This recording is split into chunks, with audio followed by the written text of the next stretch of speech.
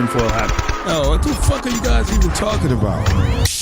Global controls will have to be imposed, and a world governing body will be created to enforce them.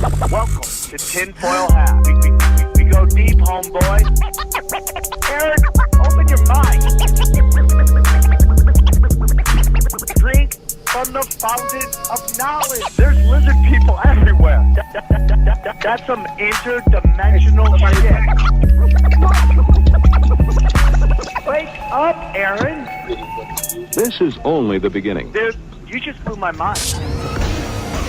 Are you ready to get your mind blown? Good morning, Swarm, and welcome to Tinfoil Hat. You know I am. You know I'm here to do. I'm here to rock. That's right. Thank you guys so much for tuning in. We have a wonderful podcast for you today. We have Austin Picard on, and he's coming and break down PATCON, which is basically a operation by the intelligence agencies to infiltrate all these patriotic movements, create patriotic movements just to cause complete and utter chaos and pass legislation. So it's a really great podcast. It's a great interview. Austin Picard's podcast is called the Underclass Podcast. So check it out. Real quick, I want to take a moment to say thank you so much to everybody who has donated to the Chaos Twins project on Indiegogo. Just go to chaostwins.com. We had someone who donated $1,500. He's going to be on the podcast. I can't thank you enough for doing that. We're hitting our goals at the time of this. At the time of recording this, we're almost at 15,000. Our goal is to make an animation.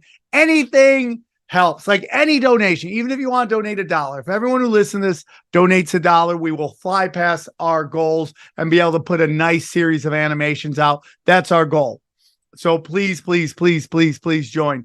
I love it. And if you want to see me live, I just want to say real quick, Austin, Dallas, you guys crushed. Thank you so much for coming out. So thankful for you guys. Both cities were pure fire. Got to do the mothership, pure fire. I'm blessed. I'm blessed, and I'm blessed that we have such great fans. If you want to see me live, I have some new shows coming up. I am going to be November 24th. I'm going to be at room 237 at the Rabbit Hole Bar. I'm doing a revival. Politics, religion, spirituality, rants, raves, and comedy. Come check it out. Just go to samtripoli.com for the tickets. And then I'm very excited. I am going to be at on El Monte on December 16th and a Comedy Chaos the 12th of December. Come get weird. Go to samtripoli.com for all of your ticketing needs. I love you guys very much. You guys are going to love this episode. Well, Austin Picard, enjoy the show. All right, let's get into it real quick. I'm very excited to have him on. We are Instagram besties. He hits me up all the time. I've been trying to make it happen, and we finally made it happen. He's an independent researcher. Please welcome Austin Picard. How are you, brother? Good, Sam. I appreciate you having me on, brother. Now, Austin, for those who may not be in our Instagram circle, okay, and they may not be familiar with you, can you tell us a little bit about yourself and where our listeners can find you? Yeah, basically, I'm just entirely disillusioned by the process, the political process. I don't play the partisan game. I'm 100% unplugged, and I basically just wanted to start a podcast where I could redirect the knowledge that I've acquired over time and try and remain as objective as I can, but also try to maybe present an introductory, perspective to a different perspective, an alternative perspective, right? On basically everything's a psyop, right? Everything's a psychological operation. We're all just being misled by propaganda. It's all Edward Bernays. It's all, so I created a podcast called The Underclass. And it's pretty much the entire theme is I'm anti-war to the core, I say principally, but I am on the war path against the state. I absolutely am philosophically opposed to the state in almost every way. I think that it's the only way you can truly consolidate power to such a degree and compartmentalize legislative decisions to commit insane, tragic war crimes. So I've just been entirely inspired by the anti-war principle that I have to abide by. And all that my hope is that I can introduce other people who are completely just taken hostage, right, by the political divide in our country and just globally, truly, because it's cultural Marxism, man, and it's seated even in the conservative aisle, right? And so I'm only attempting to wake people up and shake them out of such a ridiculous worldview, right? All you have to do is, I'm not telling you what to think and believe. That's not what I'm attempting to do with each episode. All that I'm trying to do is trigger something in your mind to where you'll remember the next time, right? And so whenever the next fog of war is layered around us and we're trying to be, and they're trying to basically march us into war, right? And that's what they do at all times. And we just witnessed it with Ukraine. I mean, what was the first thing that, and I mean, I just covered this in my anthrax episode about when Trump was trying to leave Syria, and you have members of, and again, this isn't me defending Trump. Not that I should have to disclose that, but it seems like I have to all the time. And when he tried to leave Syria, everyone was up in arms. The military industrial complex was utilizing the media to basically spin war propaganda and claim that we're abandoning the Kurds, the Kurdish forces in the region, right? That we're basically self-interested in allying with us against ISIS at the time in areas of Syria and Iraq. And basically, when he had attempted to withdraw troops, we even have members of his administration who were in the Pentagon at the time legitimately bragging that they lied to him and misled him on the amount of troops that were in the area, and they 100%, even Mattis, right? Mad Dog Mattis, who was initially Trump's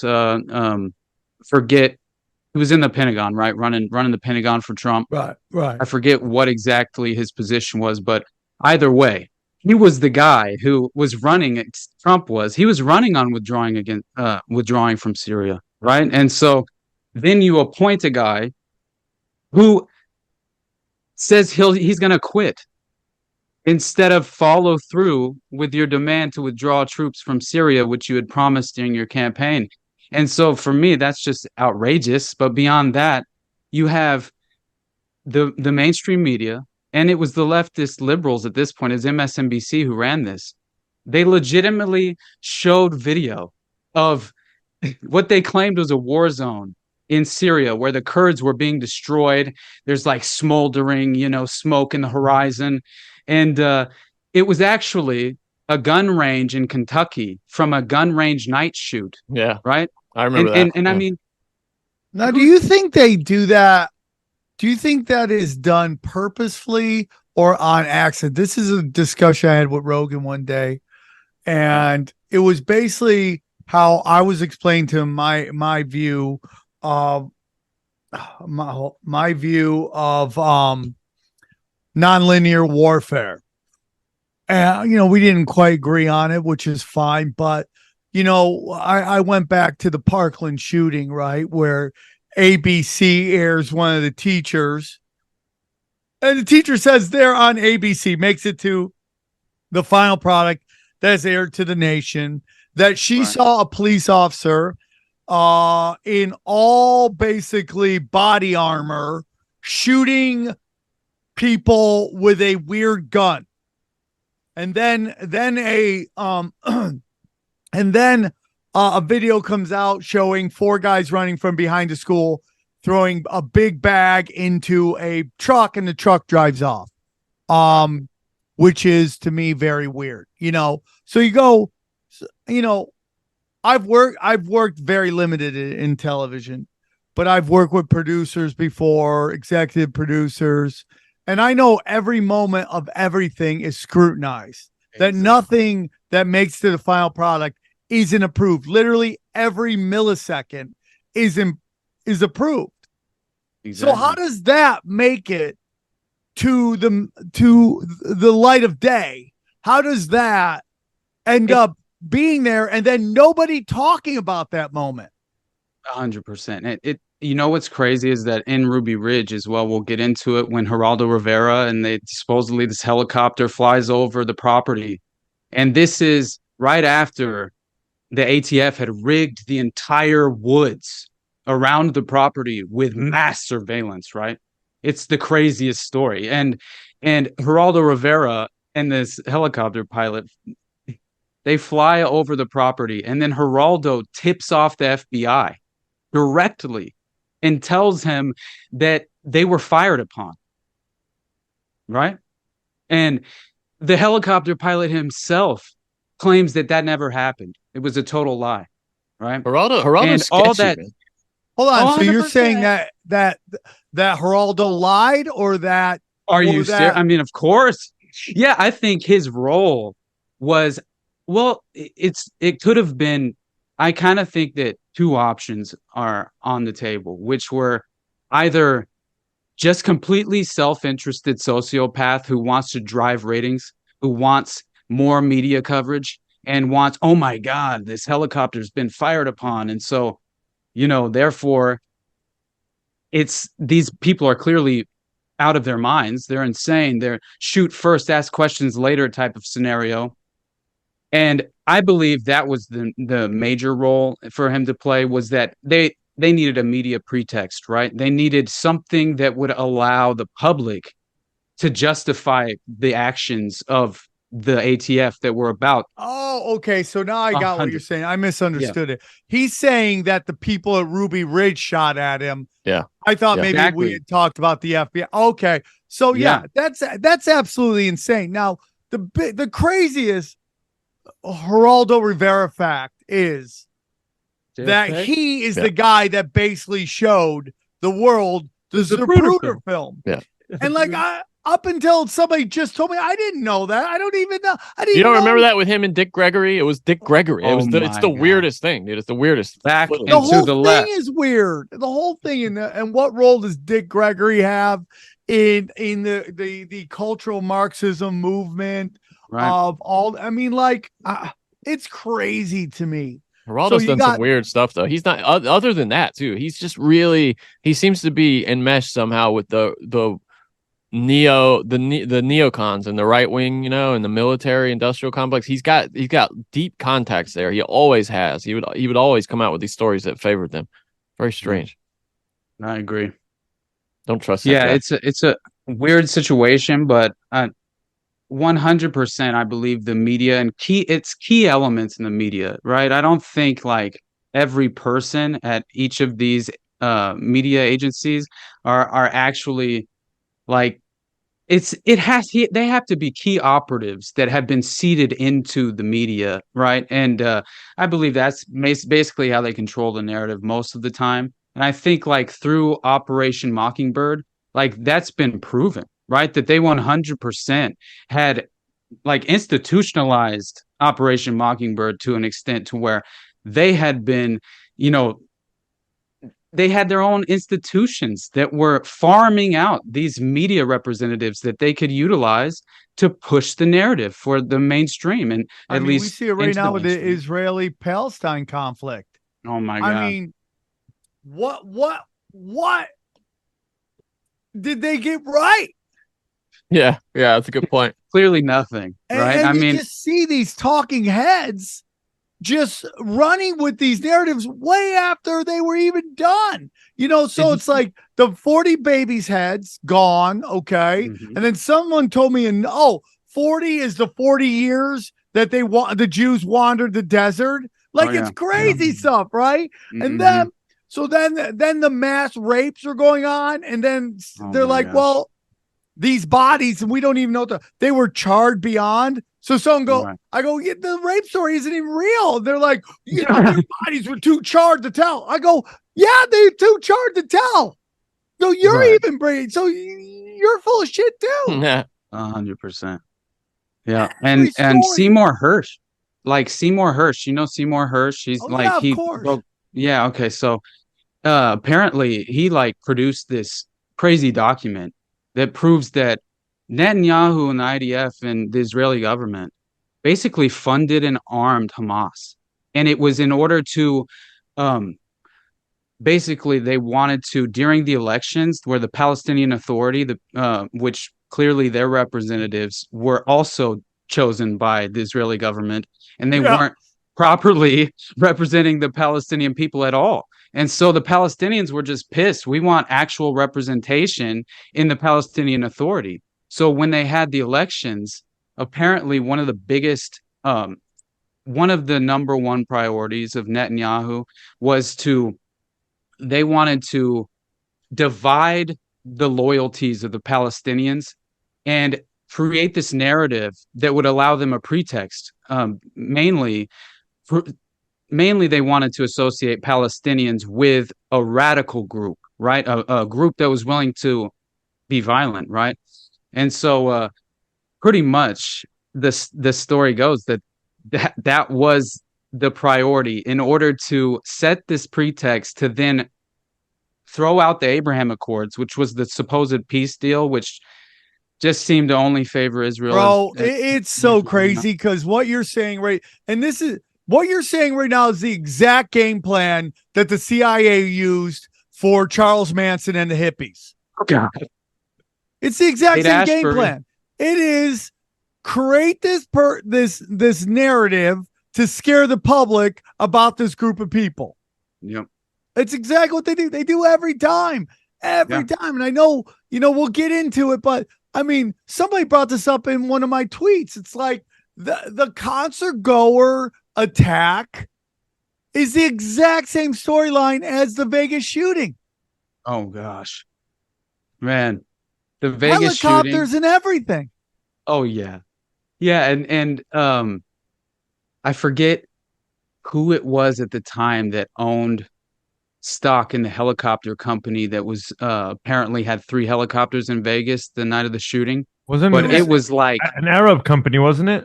Or the Prince? No, it was actually like a conservative neocon, like some Jeff Sessions type, right? I can't 100% remember or recall who exactly it was, but no, you're right though, XG.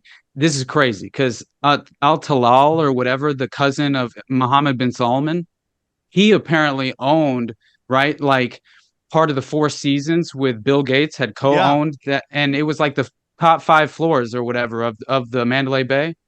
And the story goes, man, I mean, there was an assassination plot against Mohammed bin Salman, and there's like all this evidence that shows that apparently there was, so Trump had, consider this, right? 2017 is when the shooting happens. Trump had just gotten into office, probably not a year had gone by that time. And basically he had shown public support for Mohammed bin Salman becoming the crown prince or becoming basically the king, the future king of Saudi Arabia. And it was a political alliance. And so Al-Talal had been known for being a Wahhabist, right? Which is a radical Sunni Islam, right? And it's like a radical interpretation of a jihadist form of Islam. And Wahhabism is basically the Saudi version of Islam that's like extremely violent. And anyway, so it turns out that Al-Talal had been funding these radical Wahhabist Sunni jihadist groups, and they were and a lot of them, were affiliated with ISIS, right, at the time, which of course we were arming and funding through Operation Fast and Furious, right, which people have apparently forgotten, or they never have realized that the ATF had a gun walking scandal, which I hope to smear the ATF further in a little while with Ruby Ridge. But clearly the ATF, they should be completely abolished, man. I mean, it's outrageous. Well, we're starting to find out that these agencies are just the tack dogs for the elites, and 100%. the illusion is going away. Law and order is going away, and it's just protect their best interest and just run chaos against the masses. Hey guys, real quick, I want to tell you about our friends at DraftKings. That's right. Listen, there is so much to be thankful for. Family, friends, food, and the NFL all week long. DraftKings Sportsbook is keeping your Thanksgiving week full of action. New customers can bet just $5 on the NFL to score 150 instantly in bonus bets. No matter your appetite, there's something for you. Money lines, parlays, props, live bets, and so much more. You name it, they got it. Listen, I use it. I love using it. I think it's great. I use DraftKings. I do daily fantasy because Daddy loves that action. Okay, I've won some. My boy Johnny Woodard's won some. Juicy Johnny won a little. Bang, Yeah, right. bang. Yeah. First time. Winner, chicken dinner. So download the DraftKings Sportsbook app now and use the code TINFOIL. New customers can bet $5 on the NFL Thanksgiving action to score 150 instantly in bonus bets. Only on DraftKings Sportsbook, an official sports betting partner of the NFL. With the code TINFOIL, the crown is yours. Gambling problem? Call 1-800-GAMBLER. Visit www.1800gambler.net. In New York, call 877-8-HOPE-NY or text HOPE-NY. In Connecticut, help is available for problem gambling. Call 888-789-7777 or visit ccpg.org. Please play responsibly on behalf of Boot Hill Casino and Resort. 21 plus. Age varies by jurisdiction. Void in Ontario. See dkng.co/football for eligibility terms and responsible gaming resources. Bonus bets expire 7 days after issuance. Eligibility and deposit restrictions apply. So I mean, I know you want to get in the Vegas shooting a little later, and I don't want to dump all of our info on it right now. So let's start from where you want to start, and then we'll get into. And then if we get back to Vegas shooting, then I'll say the couple things that I've noticed. But Cool. So where do you want to start? I know you have some stuff because the whole thing was you and I were going to get into some Ruby Ridge. So Yeah, man. let's start with the Omnibus Counterterrorism Act of 1995. Well, that basically followed directly after the Oklahoma City bombing, right? Which really considered bullshit too. Oh my God. I mean, it's outrageous that people have accepted that story. I mean, it's Timothy. I don't even need to get into that, to be honest. We could spend the whole rest of our time on Oklahoma City. But honestly, man, the political climate at the time, right? It was just, we had the false flag of the blind sheik in the first World Trade Center attacks, right around the corner, right? Which was 93. And then you had, and that to me was trying to seed the Islamic terrorism narrative, well before 9/11 was going to happen. And then you have Ted Kaczynski, MK Ultra Unabomber scenario playing off where he gets arrested in 95, right? So, that's at its height by this point. And then you have Waco. It's only 6 months after, and the same people who were embedded in the ATF and the FBI at Ruby Ridge were basically at Waco and carried out the siege. And Lon Horiuchi, the sniper, he was there too. He had confirmed kills so at interesting when you say that, because that's the exact same story that happens when you look at the Michigan governor kidnapping, which involved 12 to 13 not agents, but basically what's it called, Informants. Informants. Yeah, federal informants. Yeah. Federal informants. That guy who ran that operation was moved to January 6th right after it. Now that you say that, so shout out to Ken Silva. He's a legit journalist who's done some really great work on a lot of this, a lot of basically proving that PATCON never ended. You know what I mean? And pretty much the Charlottesville rally. It turns out the guy that was in the car that committed that crime, and a lot of the people there were federal informants, right? And just so that's PATCON all day, in my opinion. It's just a modernized form. What's PATCON? So, so PATCON it's Patriot conspiracy is actually what the technical term was, but it was a covert FBI operation that didn't just secretly infiltrate right-wing domestic extremist Oh groups. shit. The real objective in PATCON had been to seed infiltrators and to incite these fringe groups to violence. They even created fake militia groups like the Veterans Aryan Movement, as well as running entrapment-based sting operations like Ruby Ridge with Randy Weaver, right? Oh, not the And Veterans Aryan Movement. They're fake. You gotta be kidding me. Damn. That You can't trust 100% anything. PATCON, man. PATCON, right?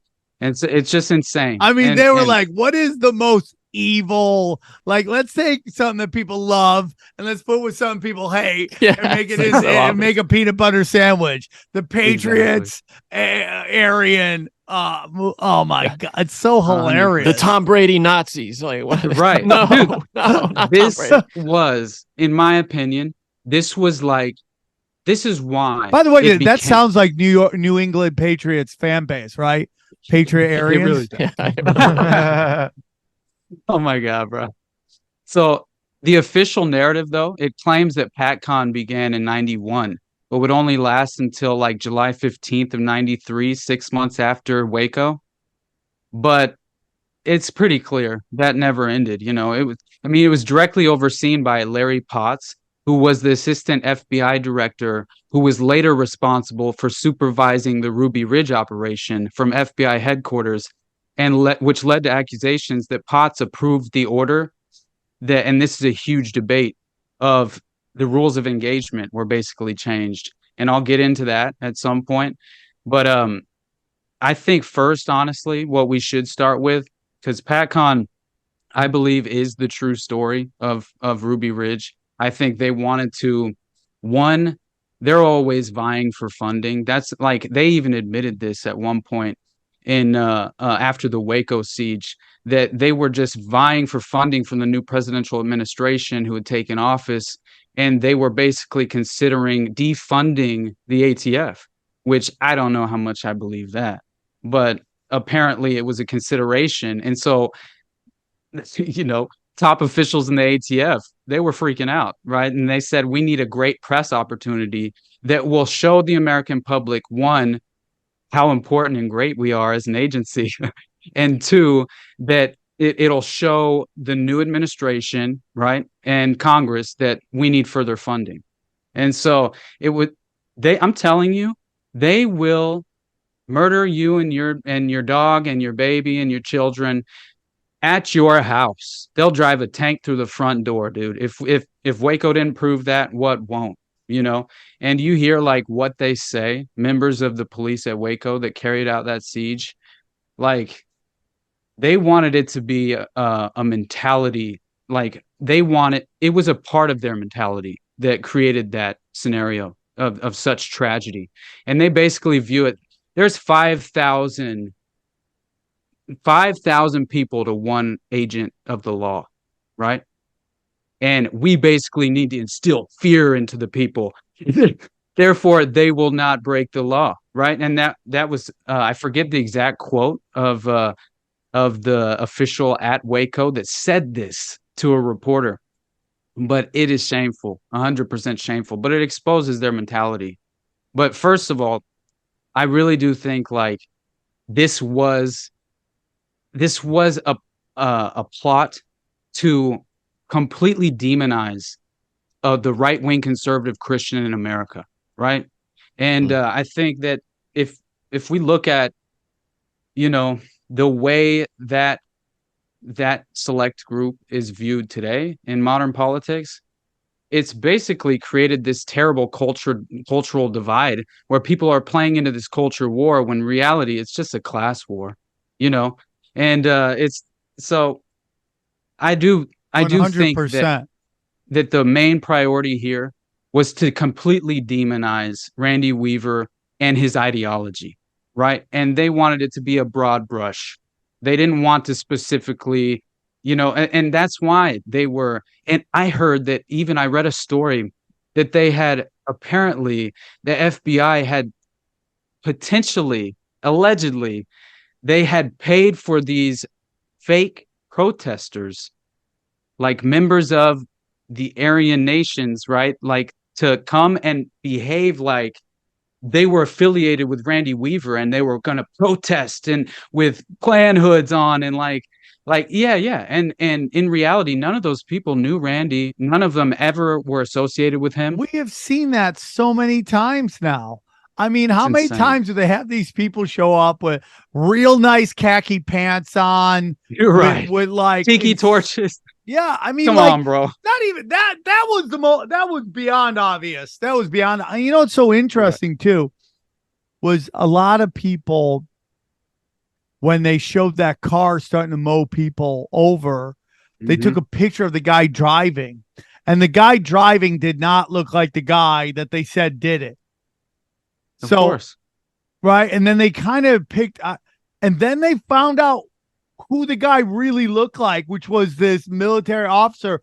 And bro, that story left real quick. Good luck finding that picture. Good luck finding I mean, dude, straight up 1984. Now, I believe, and my instincts tell me that the government has such advanced software that they're actually affecting the Mandela effect. Like they're trying to get us to so not believe the wisdom of our experiences that they have a way to go through the internet and replace everything. They're memory holding everything as we speak. I mean, if I try and do research on any of these subjects, I get so many 404 pages. I can't find articles. That's the dead internet. Yeah, 100%. And if you're not consistently like researching yourself, you're not going to even know that that's happening. And what does that do? Inherently, it changes all of history.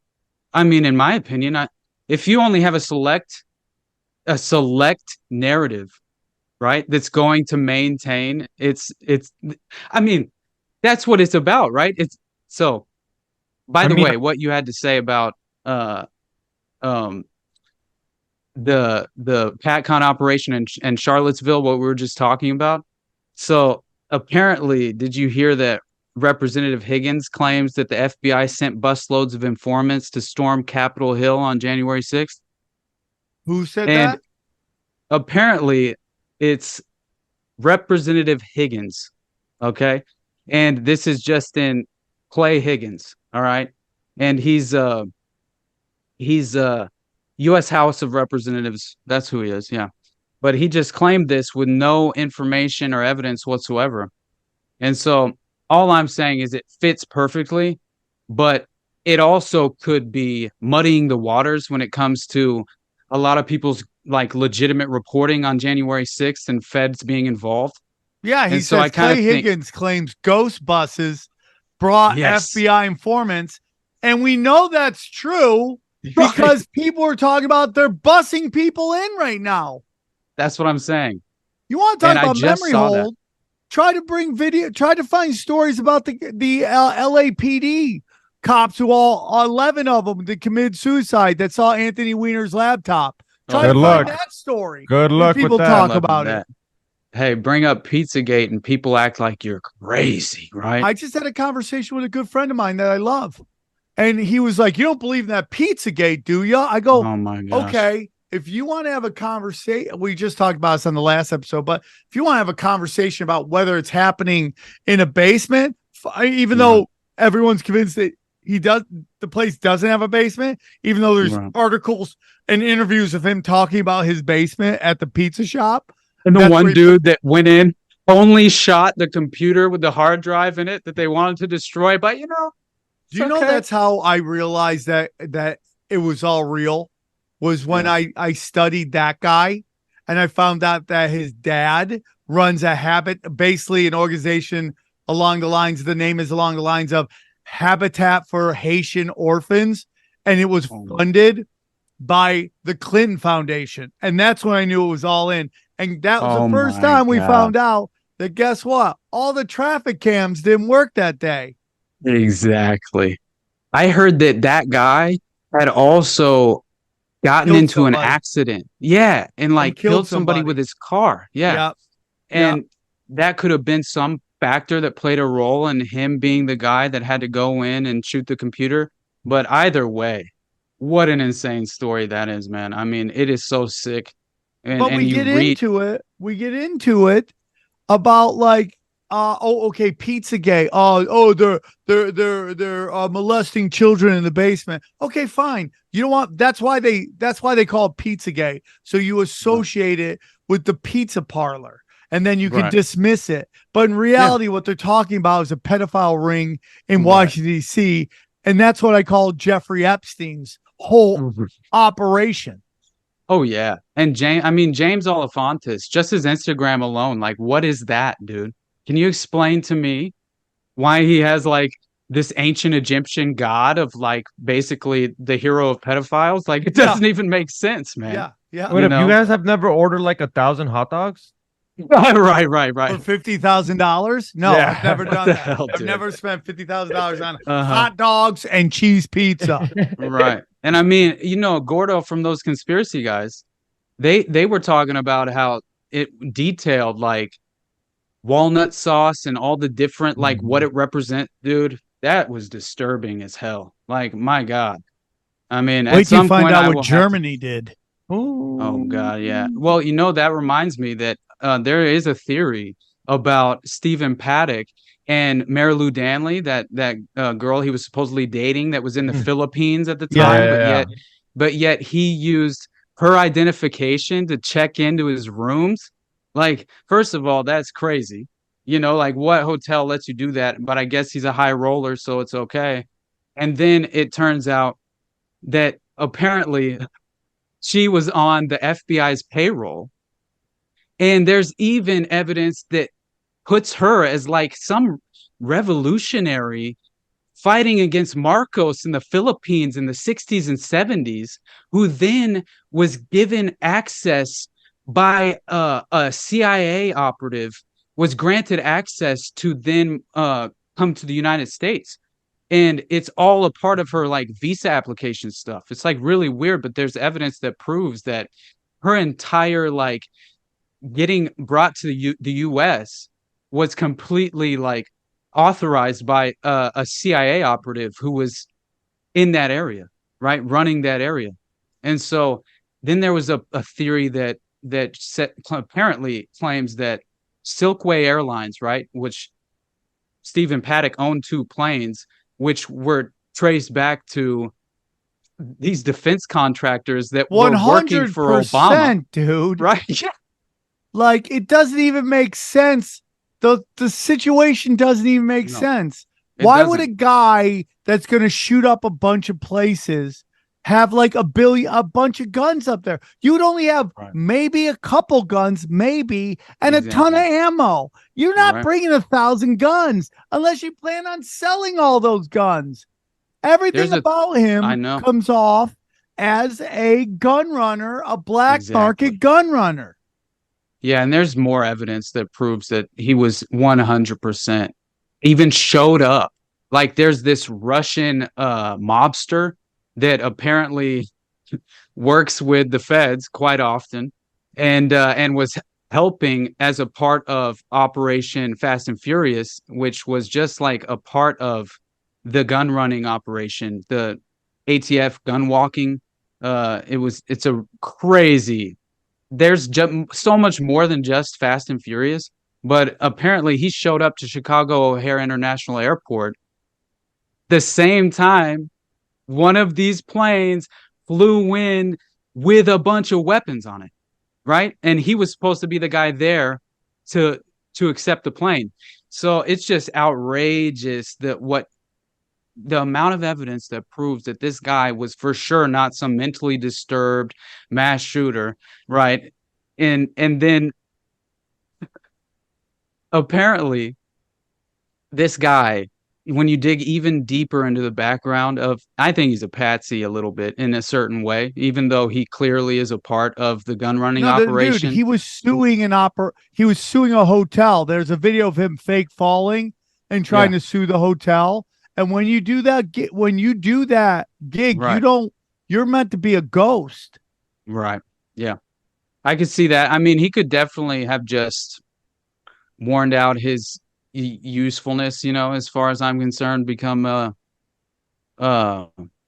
what's it called when you're hung out to dry? Anyways, there's a term for it, but I think it's called hung out to dry. yeah, basically. I think he was 100%. So Johnny, have any of you guys been to Vegas lately? Yeah. So I don't know if this has happened in the hotel you were at, but when I went to Skankfest this year, every time I went to my hotel, I had to present my ID to them. Every Your ID? time. Or My the card ID. or the room key I had to present my ID to get into the hotel and my or to your room. card. Yeah. Never my ID. I've never had to present my ID. Just the No, room you card. you only show your ID at when you check in, right? Yeah, I I've never had to go do it. in and show. I could have sworn I showed What my hotel? ID The last and my time- credit card. What hotel? And they ran it. Your They credit go, card? ching, ching. My ID. They ran it through a thing to make sure it was valid. And I would not be surprised. What hotel was that, Sam? what was it? It's Was it Circa or whatever? Yeah, Circa? Circa. Huh, that's a new And- hotel. Yeah, Oh, because Circa's 21 and over. Circa's the only club that's 21 and over. that makes sense. Yeah. It's the only one that's 21 and over. So Oh, yeah, that really? makes sense. Yeah, it's the only Well, I one could you have can't sworn have that kids. every one of them downtown made us do that. Every one of those hotels. Because I also went to Gold Nugget. It happened there as well. I So- mean, Well, they claimed that was a part of the plot, was that basically that's why Michael I'm bringing it up. Chertoff. Yeah, Michael Chertoff, which was the second head of the Department of Homeland Security, and then him and before Sheldon Adelson died, right? They were like, apparently they had created these security measures for these casinos, and like they wanted it's basically TSA, but for they want to casinos. install metal detectors. They want to install metal detectors. 100%, bro. That's what it was. That It was was- that 4chan post. Mhm. Yeah, dude. Yeah, exactly. And Michael Chertoff, for sure, he was the guy who helped cover up. He was a part of the Blind Sheik in the World Trade Center bombing, and was like a What? prosecutor. He was a federal prosecutor that helped cover that up, right? Which is totally crazy because I forget the name of the Blind Sheik, Omar Abdul Rahman or something like that, and he 100% was involved with the feds, and it was, I mean, the CIA created Al Qaeda, and we all know this, but No, they honestly, were- we don't all know this because I'm on a podcast with a guy that doesn't know any of this. And we argue every day, and it's just insanity to me. XG, don't take it from him, bro. No, he's not talking. No, about he's me. not talking about actually. He's talking talking about about Brian Callen. Callen. Yeah, he's talking about Callen. Oh, Brian Callen. Okay, all right. Yeah, Brian I didn't Callen know, doesn't yeah, know Brian any of Callen. this right now. But so Callen's like, his he's dad the was best. CIA, I right? love him. He really He seems is a like the wonderful sweetest guy. guy of all time. He is the sweetest guy. Yeah, He's just he really got bad does. info for a long time. Yeah. But let me just say this is Mhm. that all of that stuff is it's all inside info. It's all false flag shit. And I said this on my other show. I go, I really wonder how much violence would happen like on a high impact level Right. if there wasn't a hidden hand happening behind it. Exactly. Yeah. And I think that's basically always the case. Hey guys, real quick, I want to tell you about my boy James McMahon and Copy My Crypto. Let me tell you about Copy My Crypto. Listen, everybody, we've seen so many people making ridiculous money in crypto, but did you know it's easy for you to do the same? The Copy My Crypto membership site shows you the coins that YouTuber James McMahon personally holds and allows you to copy him. Okay. It's like having a big brother who knows what he's doing. You don't need to know anything about crypto or how to invest. You simply do what he does. So let me tell you about James. He runs Crypto with James YouTube channel, which despite heavy censorship has over 26,000 subscribers. Since 2020, he's told his viewers to buy 26 crypto coins. Had you put in $100 into each one, it went on to be worth $120,000. Of the 26 coins, his top pick of the year, a coin called Phantom, went up 692 times from when he said. That one call retired a number of people, including guys in their 20s and 30s. Remember, this is all public knowledge. You can go to YouTube and verify for yourself. So if you'd like to join the 2,800 members who copy James, then stop what you're doing right now and head over to copymycrypto.com/TFH TFH. That's copymycrypto.com/TFH. That's TFH. You'll not only find proof of everything I've said, but my listeners gain full access for just $1. Once again, that's copymycrypto.com/TFH. The recession is here, guys. You can suffer like everyone else or choose to thrive. James is a real deal. Go visit his site now. The theory I wanted to throw out there right before we pivot back to Ruby Ridge for a minute. Besides owning those two planes that were connected to the defense contractors, and also Stephen Paddock he was a former IRS agent. He worked for this defense audit company that was merged into Lockheed Martin, right? That's who he was working for. And so it's just crazy to me that he had that many connections, but also he apparently his main company since 2004 is called Paradise Ranch, which was a joint venture with the Philippine Children's Fund of America, right? And that's a charity that provides a transitional home for American children. We fly from the Philippines. Now, strangely enough, there's also a Paradise Ranch in the Philippines, his partner's home country, right? Which is Marilu Danley, who is the FBI lady. And this Paradise Ranch is right next to a former U.S. Air Force base in the Clark Freeport Zone in Angeles City, a very well-known site of large-scale sex trafficking. So the obvious question is, did Paddock make his millions as an ex-CIA pilot running a human sex trafficking ring out of the Philippines? Dude, when I heard that, I just whoa. Okay. Well, the very least, we know the official narrative is bullshit, right? That's at the very least. And if that's true, right? And he definitely was a part of the Silkways Airlines, which was 100% flying out of the Philippines, right? I mean, that's a pedophile connection to Vegas as well, which is just, of course, right? Why would we be surprised at this point, And anyway, there were clearly multiple shooters. There were shootings at the so Hooters. Obvious. It's so ridiculous. That old man can't break that glass. It's just all the SWAT that just sat back. The scanners which said there were multiple shooters all over Vegas that nobody's talking about. Right. The shots came from up top. People were getting shot from at Dude, a 90, a 45 angle. Yeah. It's like the guy on Twitter. I wish I could remember his Twitter handle. He brought it up. It's the same exact thing as Israel. And they moved that concert closer to the border, and then they just took out everybody and blamed it on Hamas. And everyone's going to lose their skull on me and say I'm talking crazy, but I'm not. I mean, over and over again, this story just becomes complete and utter bullshit. When you listen to you listen to hostages talking about the IDF shot everybody.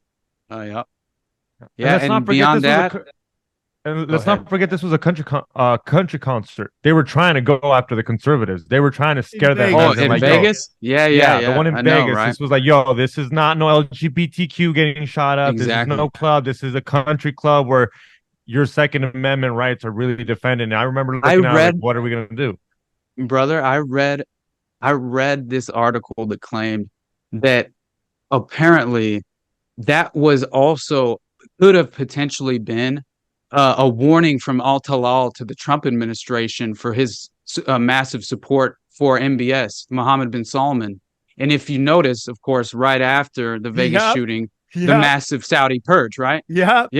And so right after that, dude. Right. And they said that guy you talked about that owns those floors is the one who basically funded Obama going through college. That's what I'm saying. Yeah. And so oh my God, man. That's crazy, Sam. I didn't know that. Yeah, That's he's insane. the guy who, and he's also the guy that handed that Saudi owns Citibank. Yeah, and a major shareholder in Twitter as well. Well, they were, Was. And he's the one that Citibank basically handed Biden a list for his cabinet, and every single one of them was picked. Yep, I remember that. I try and explain that to members of my own family Why? who are so just blindly partisan. Why are you doing that, dude? Yeah, no, it's been a huge mistake. I'll be honest, and I'm basically that's where I'm at. I've done the exact same thing basically, but I had to. I'm pretty much I was lying to myself for way too long. That almost like the closer you are to someone, the less likely they are to actually take you seriously. Which is the weirdest thing ever, right? Like, it really is. That this thing where they believe somebody on the TV, yeah, but they don't believe you. Who, like, I love my mother. I love her. There's I mean, outside of probably my daughters, there's very few people that I love more than my mother, and she will not listen to me on anything. She, getting vaccinated, and then she just got boosted with a flu shot, and now she's had to Travis Kelce style. Yeah, dude, then they put the stints in, and that's so sad, man. It's super sad, dude, because you got to take blood thinners now, and it's just like nobody listens to me. Nobody listens to me. I try, but nobody listens to me, and so you got. I think a lot of us. I agree. I think a lot of us are going through a very similar experience, man. Like that's why I mentioned, like, COVID was so insane, and people aren't. I mean, it still is insane, and no. I mean, I just don't think it's just being so quickly swept under the rug because just all these different people who are saying that you have to just forgive everyone. It was the chaos of the time, the chaos of the moment.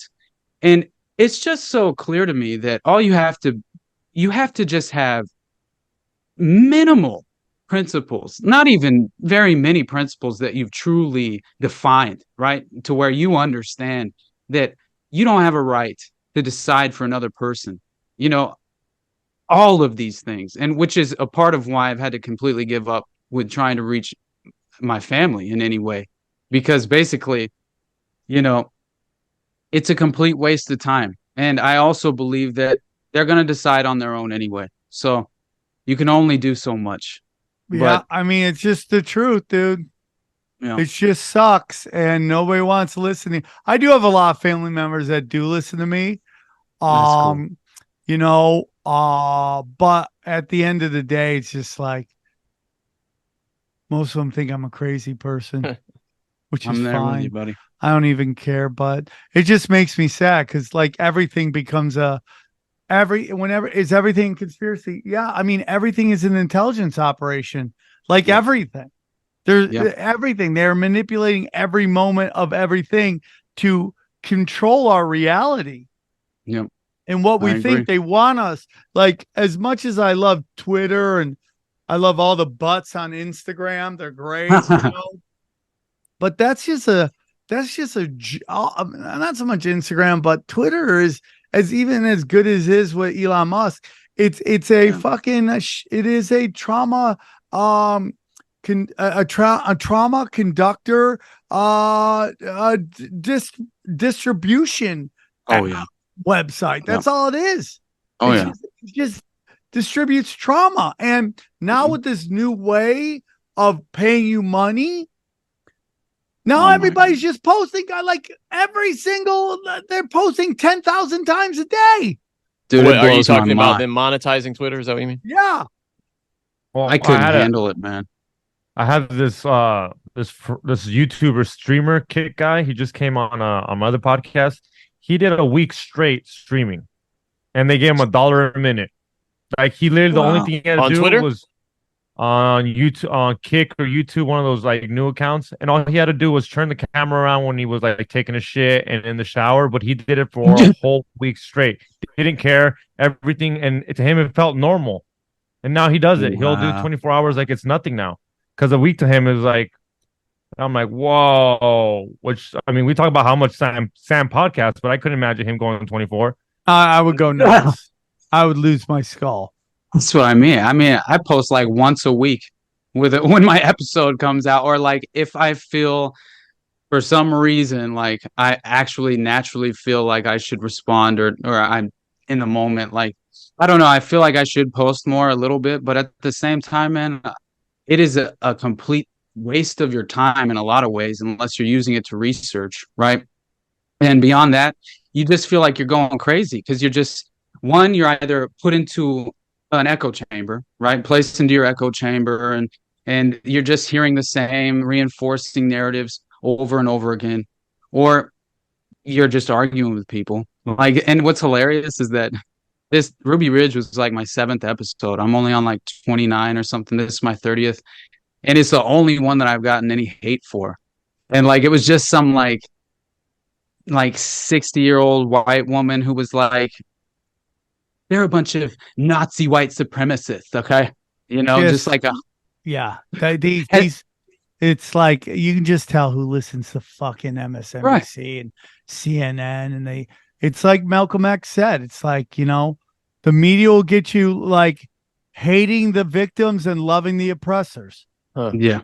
It's funny though, the Ruby Ridge, even the mainstream narrative of Ruby Ridge is it's damning for the government. I can't imagine. I mean, how brainwashed do you have to be to think that even that was okay? Austin, take us from the beginning of it. Let's get into the beginning of Ruby Ridge. Sounds good. All right, so Randy Weaver, right? He grew up in a small town in southwestern Iowa and graduated from high school around 1966. And in 1968, in October, when he was 20 years old, he joined the Army, and he eventually became a member of the elite special forces unit called the Green Berets, right? Very similar to Timothy McVeigh and Terry Nichols, which I did find a potential connection between Bo Gritz, who was the special forces commander of the Green Berets at the time, and actually trained Randy Weaver when he was in special forces. And he also knew Terry Nichols, which I thought was insane because Terry Nichols, forever had said, you get me in front of a legit grand jury, I'll blow open Oklahoma City. And dude, they're never going to let that happen. It's crazy. They like barred everyone from ever even visiting him. And like, it's an insane story. But anyway, so beyond that weird connection to the Green Berets, which I can never really get away from, he also he only was in the military for like 3 years. And then he gets an honorable discharge.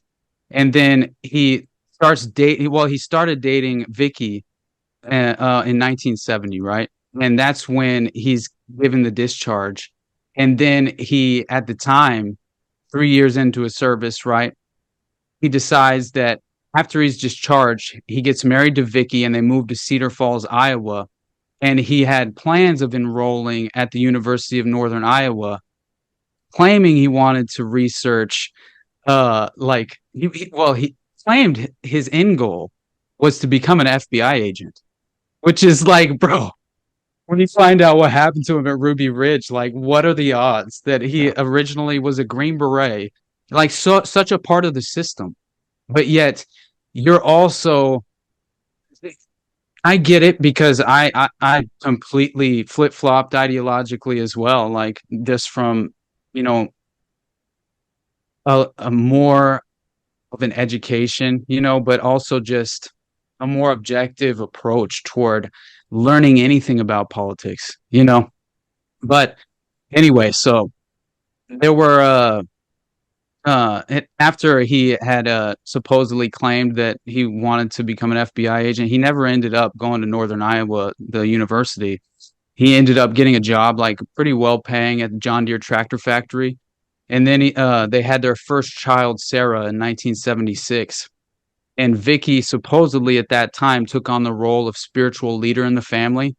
And by 1978, she allegedly read a book written by Hal Lindsey called The Late Great Planet Earth that basically interpreted the prophecies of the Old Testament and applied his interpretation to the events of current times, concluding that we were now in the end times, right? And apparently after she read this book, Vicky began having recurring dreams of living on a mountaintop and believed that the apocalypse was imminent. And in an attempt to escape what they viewed as a world corrupted, they fled to Idaho, where they could legally homeschool their newborn son, Samuel. And that was another factor, was that where they were in Iowa, you couldn't legally homeschool your child. Which, what, are you serious? Like, as far as I'm concerned, I am ideologically aligned with Randy in that sense. He called all schools, all public schools, government schools, which that's how I view it. I mean, it's clear. It's exactly what they are. You know, indoctrination so weird, man. My mother and my father were both teachers, and my dad didn't like the government. He wasn't a government guy. He wasn't like, he was anti like bureaucracy, and he just hated to play by the rules. So in that sense, he was very anti-establishment. But they loved educating kids. And I don't think all teachers are bad people. I think if you catch the wrong school, you're in trouble. Oh God. I mean, my school, just my own firsthand experience. I went to Gravette High School, right? I grew up in Northwest Arkansas. Okay. Super rural area. I grew up on like a 35-acre farm. My mom was like a horse trainer. Like my dad was a truck driver, you know? And so I value that experience so much now. Like, it's crazy. I know growing up, all I wanted was to move to LA, you know, experience the big city. You know what I'm saying? It's what a lot of people imagine. And I also, who hasn't, if you grew up in America, our identities are basically completely attached to Hollywood, right? It's so weird, but everyone chooses who to worship, which celebrity they prefer, and then they all craft their identities after these famous people. And I've seen it in my own life just so much, right? Like, I just having the conversations with people that I know and love, it'll be like the only way they can relate to me is, what TV show do you watch, right? And what's the latest drama about some fucking celebrity that I could not care less about, right? It's just like at a certain point, I got so I had to unplug from Hollywood, man. I loved theater when I first found it, which is weird because I was like into athletics. But then I was partying a little bit, you know, and I couldn't, like, I got caught smoking weed in school and all this. And so I had to pivot from organized sports. Okay. And then some girls like got me into theater, right? They were doing a musical and I could sing, right? So I grew up like singing and playing a little piano and guitar. And so anyway, it's just a crazy experience because growing up in that school, you know, like that school alone, okay, I just have to say, at least while I was there, one of the teachers who went to prison for being a pedophile, okay, like I remember I went into his word processing class one day, and me and my boy Michael, and he like puts his hand on my leg, and I'm like, dude, what are you doing, bro? You know? And then he just like plays it off because clearly I was like a confident young man, and like I wasn't into it, you know what I mean? But at the same time, like I was so ignorant at the time.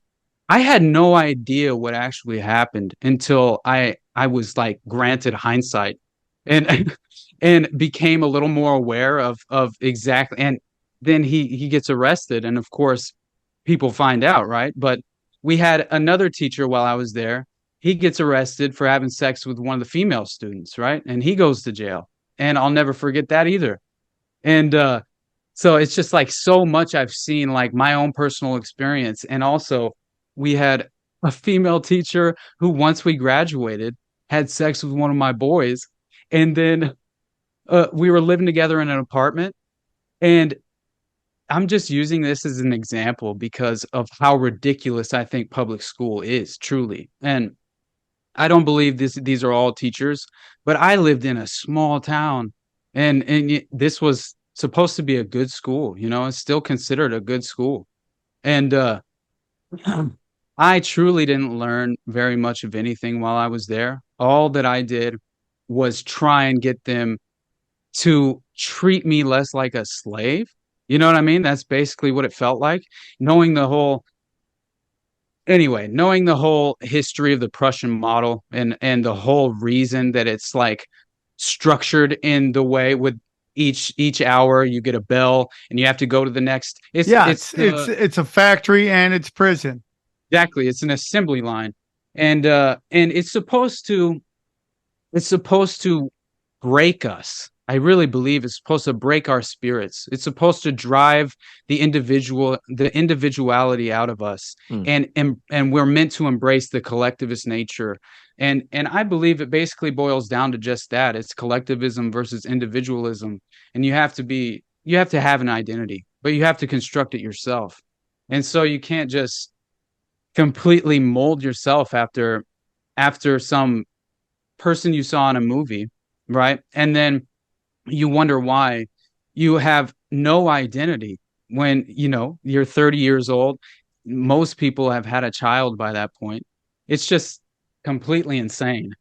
But I just deal with it on a daily basis, and yeah. I mean, like I have a buddy of mine that I'm not going to say his name, but he just had an issue with his kid's school. His kid's teacher got a little too handsy with his wife. And then when he went to, she did some investigation into him and went to the teacher's Twitter, there's hardcore pornography on there and all that stuff. Now, let me just say something. I don't think teachers what teachers do in the privacy of their own home is their own thing, as long as they're not hurting anybody, right? So what I'm saying is, if a teacher wants to watch hardcore porn, they can watch hardcore porn, as long as they don't bring that to their job and stuff like that. You can't expect them to walk on water, right? Exactly. But when you're putting it on your social media, that is a presentation, right? And it's gone. It's I don't want that person near children. And I know his daughter's age. It's not not that much farther from my daughter's age. Right. And that is a sign, what you put out is this. And this is coming from a guy who's got a tinfoil hat podcast, which is conspiracies. I've done the Naughty Show where back in the day interviewed adult film stars. And I'm pretty honest with who I am and my strengths and my weaknesses, but I choose to be that person. But what you put on your timeline defines you. That is very easy for a kid to find. If you're at home or whatever and you want to maybe email your teacher, you type in the name, Twitter comes up, you click the Twitter, now you see all the porn that your teacher's into. Right, yeah. Oh my God. Yeah, it's done. Definitely. It's just dumb. It's just ridiculous. So back to Ruby Ridge real quick. He wanted to have that. He wanted to have homeschooling. Idaho didn't allow that. That becomes an issue. Yep. And so reportedly after the birth of their son, the Weavers started selling all their stuff and even they even visited the Amish and tried to learn to live without electricity and that was all right before they moved to Boundary County, Idaho and purchased 20 acres of land, right? And so by that time, it was pretty well established, that Randy and Vicky were affiliated with the Christian identity movement, which it definitely holds some off-centered beliefs, but I mean, it's interesting because they believe in a Zionist occupied government and all of this, and that they're the true descendants of the tribes of Israel and, are basically the modern nationalites of Europe, and that today's Jews are imposters, and that Yahweh has fierce punishment planned for sinful America and its Babylonian occupational government, and it claims to live by Old Testament laws and to be the true heirs of Israel. And so many of them are separatists, right? They'll be white separatists, and that was a belief, like, but they would be consistently labeled as white supremacists, which they weren't like actively. Nothing I could find shows that they were actively treating anyone in any negative way because of their race or ethnicity or whatever.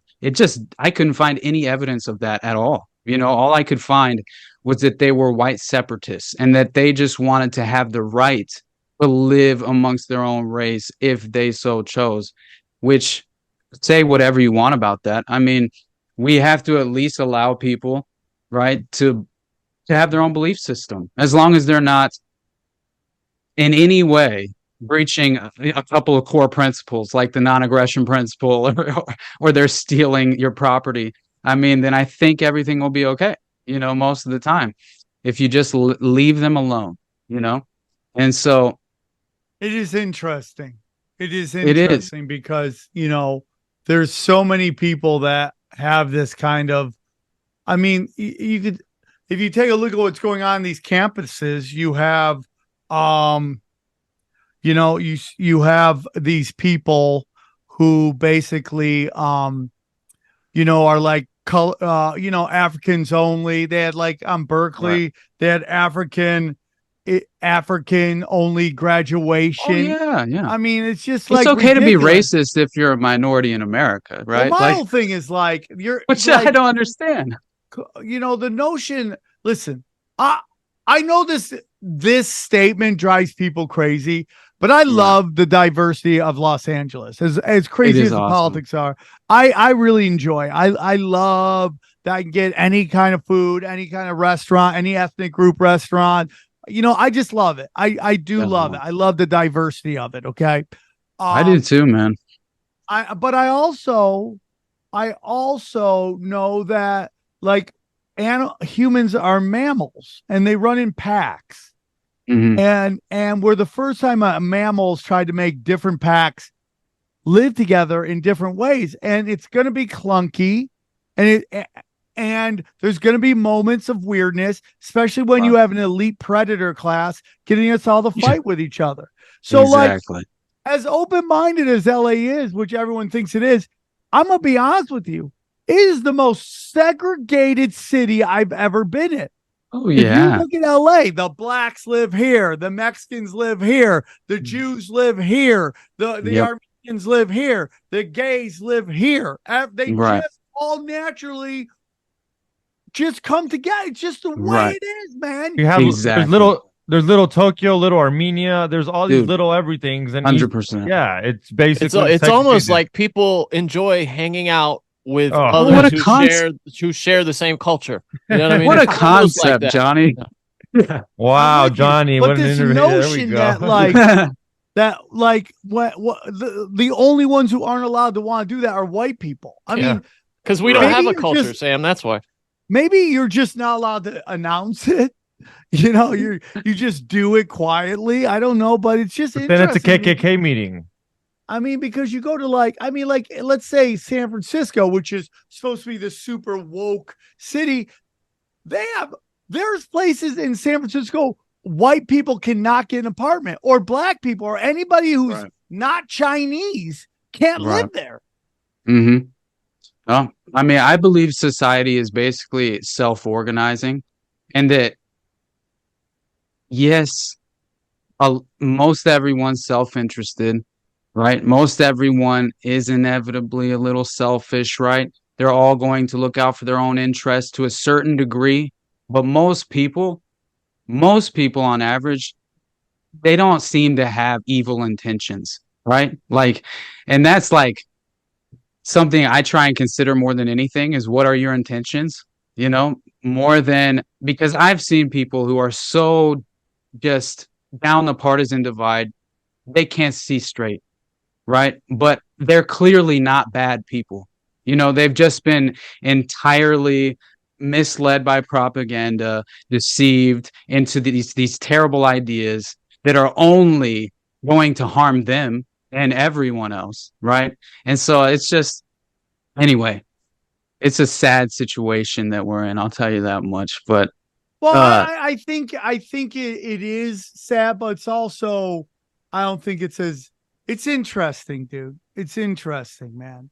I agree with you though. The diversity is not. It's not a negative. Dude, I've traveled the world where it's a homogenic, yeah. Well, what do you mean? Where like everybody's one thing, or it's diverse? What's it called? Homogenic would be one thing. Homogenic, and it's boring as fuck. It's boring. It's really boring. I'm sure. Like I know people like the problem isn't diversity. The problem is, and it always will be, anything weaponized. Exactly. Right? Weaponized diversity sucks because you're forcing stuff that isn't happening naturally. What it is people want equal opportunity, which I think again gets into this common sense thing. It's just common sense. That's impossible though. Like, it's equality of outcome, which is the ridiculous notion, right? And so it's like, no, I am never going to be like, I never deserve to be on the same basketball court as LeBron James, right? Like, that's just, no, I don't, like I would love to be. It's completely delusional to imagine that I deserve to be on the court with LeBron James, just, because I deserve that opportunity. That's what a lot of people, they have been led to believe, right? That we all deserve these equal opportunities, but that's just impossible. It's not even coherent to imagine that as a possibility, right? But with the elite class divide that has been so wrought within our, just honestly, the entire, I mean, not just America, right? Like, it's clearly we have elites running the world, right? A committee of 300, in my opinion. If you've ever read that book, it is so amazing, man. And they like go down the line explaining how each president was chosen by this elite sect of individuals out of the city of London and all of this, and Chatham House and anyway, let's get back to Ruby Ridge though. No, I get it, dude. I totally get it. Let's get back into Ruby Ridge. For sure. So after they bought the cabin, which was only like 40 miles from the Canadian border, Kevin Harris, by the way, he was a close friend of Randy, and he was known to Randy called him his second son, right? He was known to stay with them for extended periods of time. And based on a Department of Justice report from 1994, June 10th, in regard to the Ruby Ridge Task Force, in 1984, Randy Weaver and his neighbor, Terry Kinnison, had a dispute over a $3,000 land deal. And Randy's neighbor, Kinnison, he lost the ensuing lawsuit and was ordered to pay Weaver an additional $2,100 in court costs and damages. Now, this is weird because this dispute between Randy and his neighbor, it escalates more than you would ever imagine. It's so insane to imagine somebody being this upset about his property boundaries. I would imagine was the circumstance.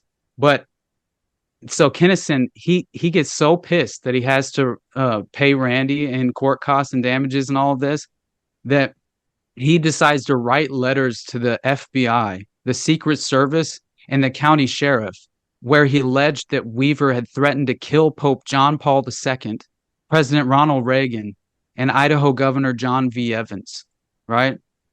Now, this was the first time that Randy would be brought onto the FBI's radar. And in January of 85, the FBI and the Secret Service launched an investigation into allegations that Weaver had made these threats against Reagan and other government law enforcement officials. And so in the letters, the Terry Kinnison, the neighbor, he decided to tell the Secret Service that Weaver was a member of Aryan nations, right? And that he had a large weapons cache at his residence. And on February 12th in 1985, 2 FBI agents, 2 Secret Service agents, and the county sheriff, plus the chief investigator, interviewed Vicky and Randy, accusing him of being a member of Aryan nations due to the fact that during their month-long investigation, they had witnessed him associating with a man by the name of Frank Tumnick, who was known to associate with members of the Aryan nations, which is just ridiculous. Hey, dude, you've hung out with that one guy, and he has some friends that are associated with the Aryan nations, so therefore you're a Nazi, you know? And so Weaver was pissed, like apparently in this interview, like he got mad at the investigators, and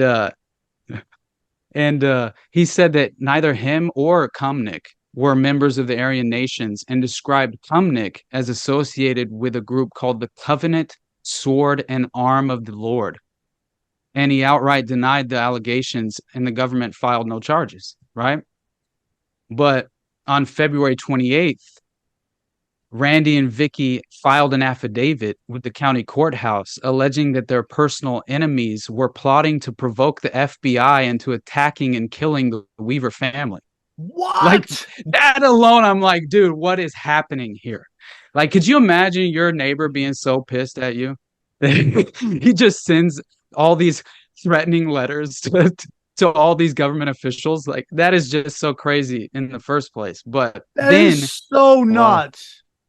Them literally filing an affidavit that said that blew my mind, right? And then reportedly by May 6th, the Weavers sent President Reagan a letter, and they claimed that their enemies may have sent Reagan a threatening letter under a forged signature, right?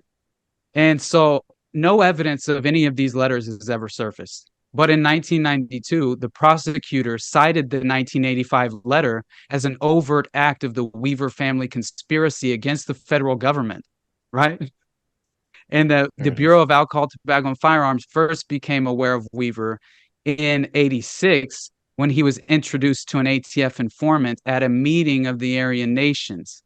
Okay, but this is weird, okay, because this whole situation that sounds bad.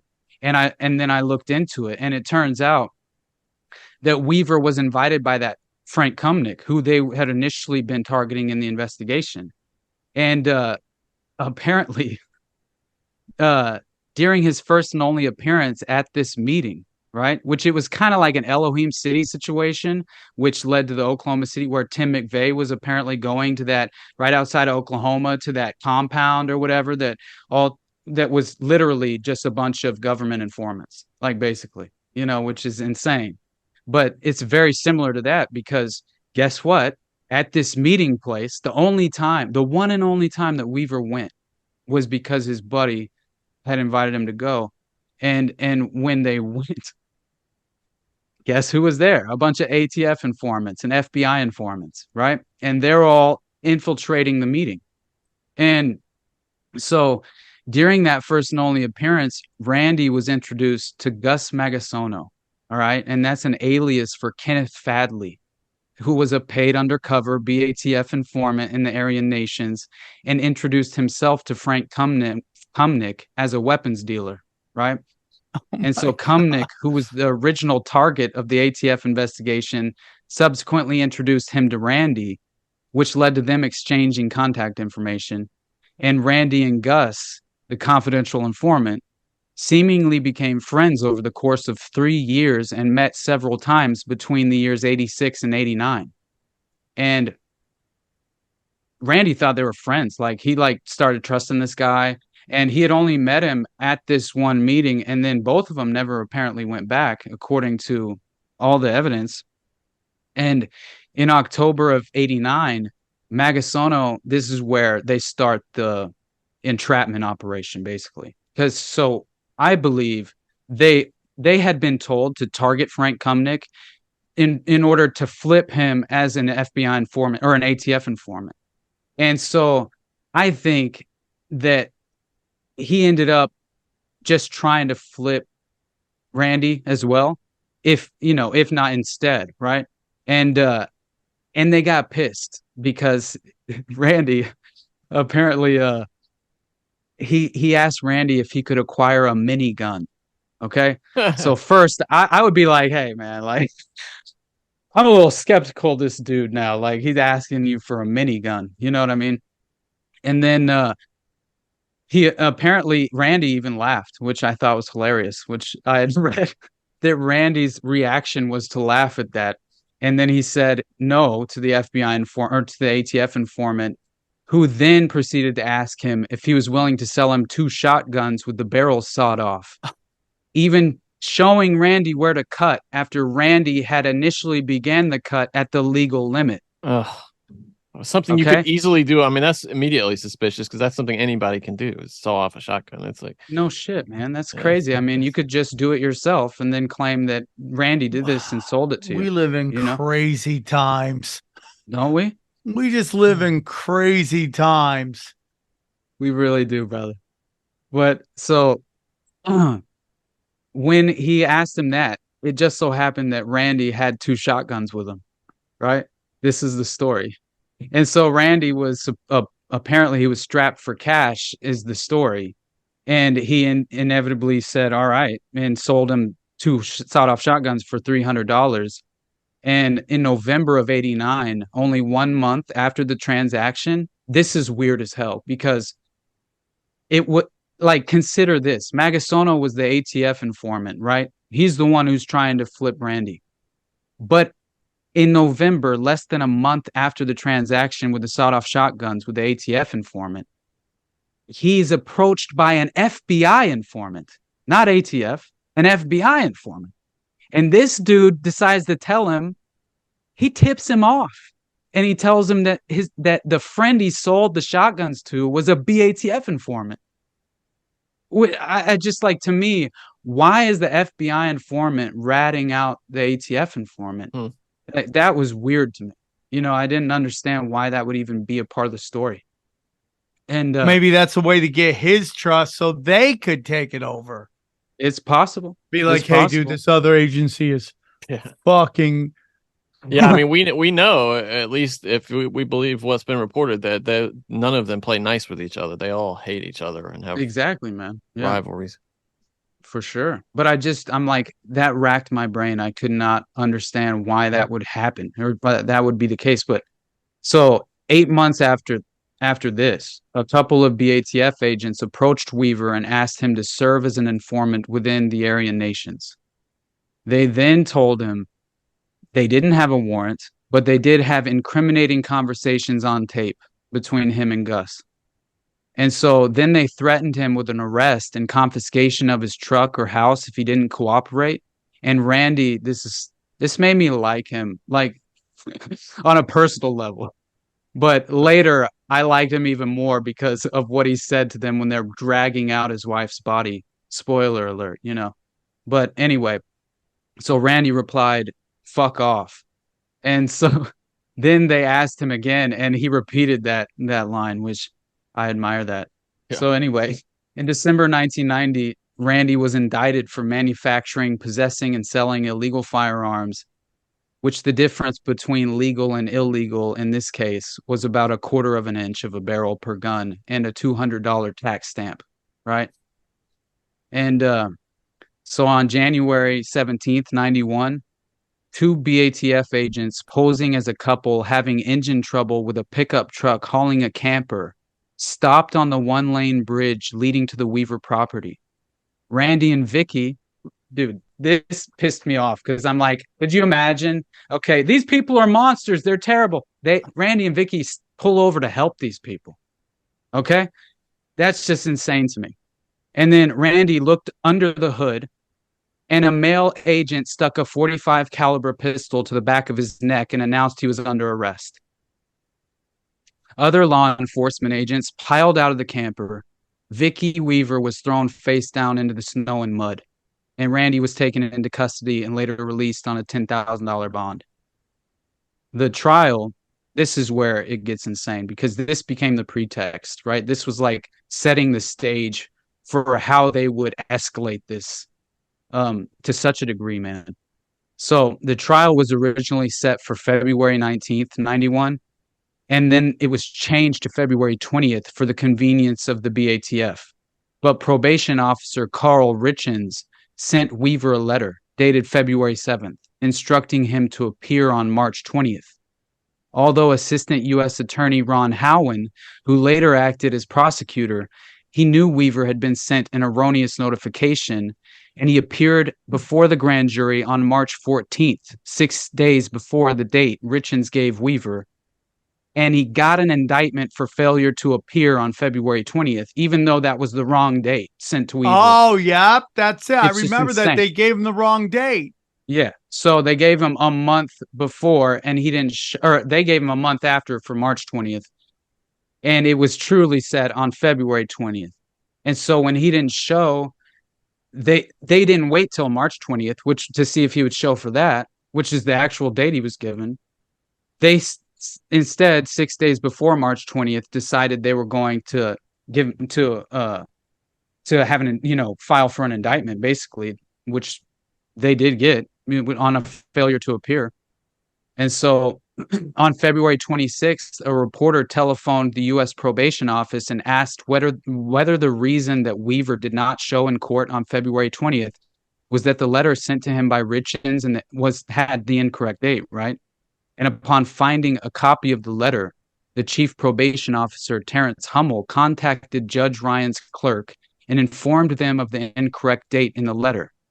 Hummel also contacted the U.S. Marshals Service and Weaver's attorney, informing them of the error, but the judge, however, refused to withdraw the bench warrant, setting the stage, right? So that's when, in February 91, the United States Marshals Service developed a threat source profile on Weaver, and agents' failure to integrate new information into that profile was criticized in a 95 report by a subcommittee of the Senate Judiciary Committee, which they said, right, the subcommittee is concerned that as marshals investigating the Weaver case learned facts that contradicted information they previously had been provided, they did not adequately integrate their updated knowledge into their overall assessment of who Randy Weaver was or what threat he might pose. So from the beginning, they were already, I think that somebody had a hard-on for Randy. And they 100%, somebody was either pissed that they couldn't get this guy to flip, and they just wanted to infiltrate this group. But at a certain point, they were looking for a press op. That's what happened. And so if the marshals made any attempt to assess the credibility of the various people who gave them information about Weaver, they never recorded their assessments. All right. And rather than maintaining the threat source profile as a living document, the marshals added new reports to an ever-expanding file, and their overall assessment never really changed. And these problems apparently rendered it difficult for other law enforcement officials to assess the Weaver case accurately without the benefit of first-hand briefings from persons who had continuing involvement with him. Right? And in a memorandum by Deputy Attorney General Jamie Gorelick, this was dated April 5th in 95. They cited the U.S. Senate Subcommittee on Terrorism Ruby Ridge report from 96, which opined that the assumptions of federal and some state and local law enforcement personnel about Weaver, that he was a Green Beret, that he would shoot on sight anyone who attempted to arrest him, and that he had collected certain types of arms that he had booby-trapped and tunneled his property, right? Like, that's all the things that they're telling investigators at the time, is that he had literally, he's an ex-Green Beret. This is his profile, that he would shoot anyone on sight who attempted to arrest him. And he had collected certain types of arms, booby-trapping his freaking property. And they acted like he had tunnels all over the place. And so a plan was for sure implemented at the Marshal Service headquarters in Arlington. And a deputy named Art Roderick came up with a long-term 3-part campaign he called Operation Northern Exposure, which is when things get out of hand. And that's the first phase, which was to gather more intelligence. The second was to conduct intensive surveillance, rigging up the entire tree line. And I even found out that apparently after they had rigged up the whole tree line of the property with all these surveillance equipment from the FBI and ATF and Marshal Service, like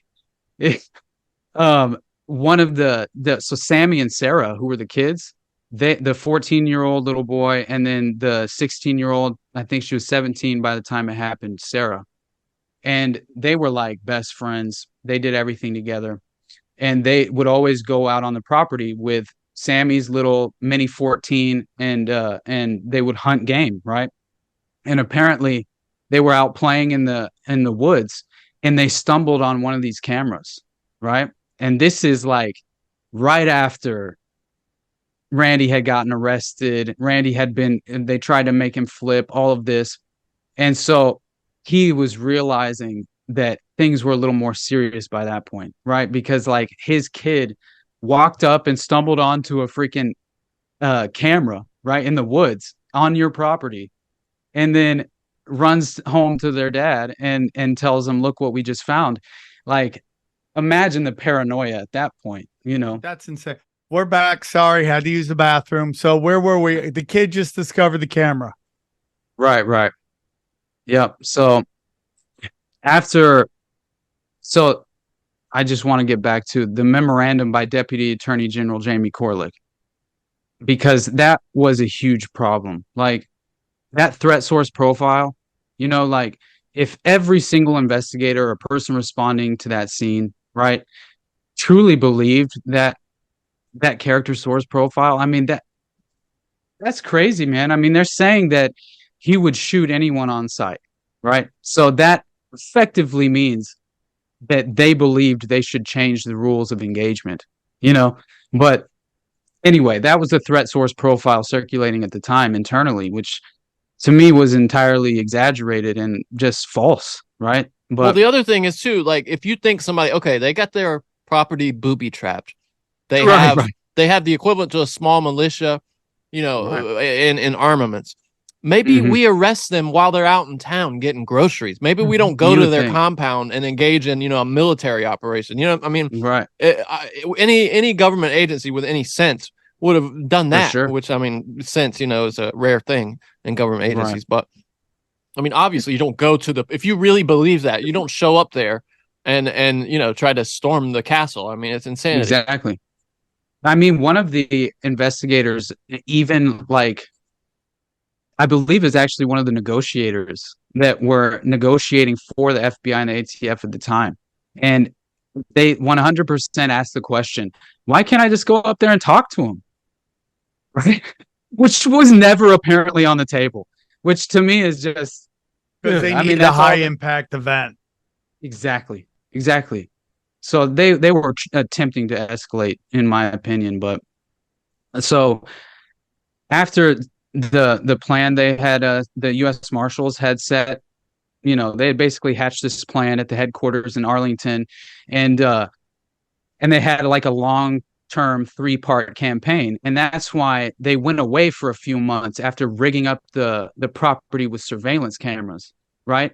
And so then that's when Geraldo Rivera apparently flew over the property, which is totally insane. Like, why would that even happen? And when that happened, reports came out that apparently Randy had shot people at the property, had shot at the helicopter, which is when Randy decided to call into a local news channel, like a local radio and news radio.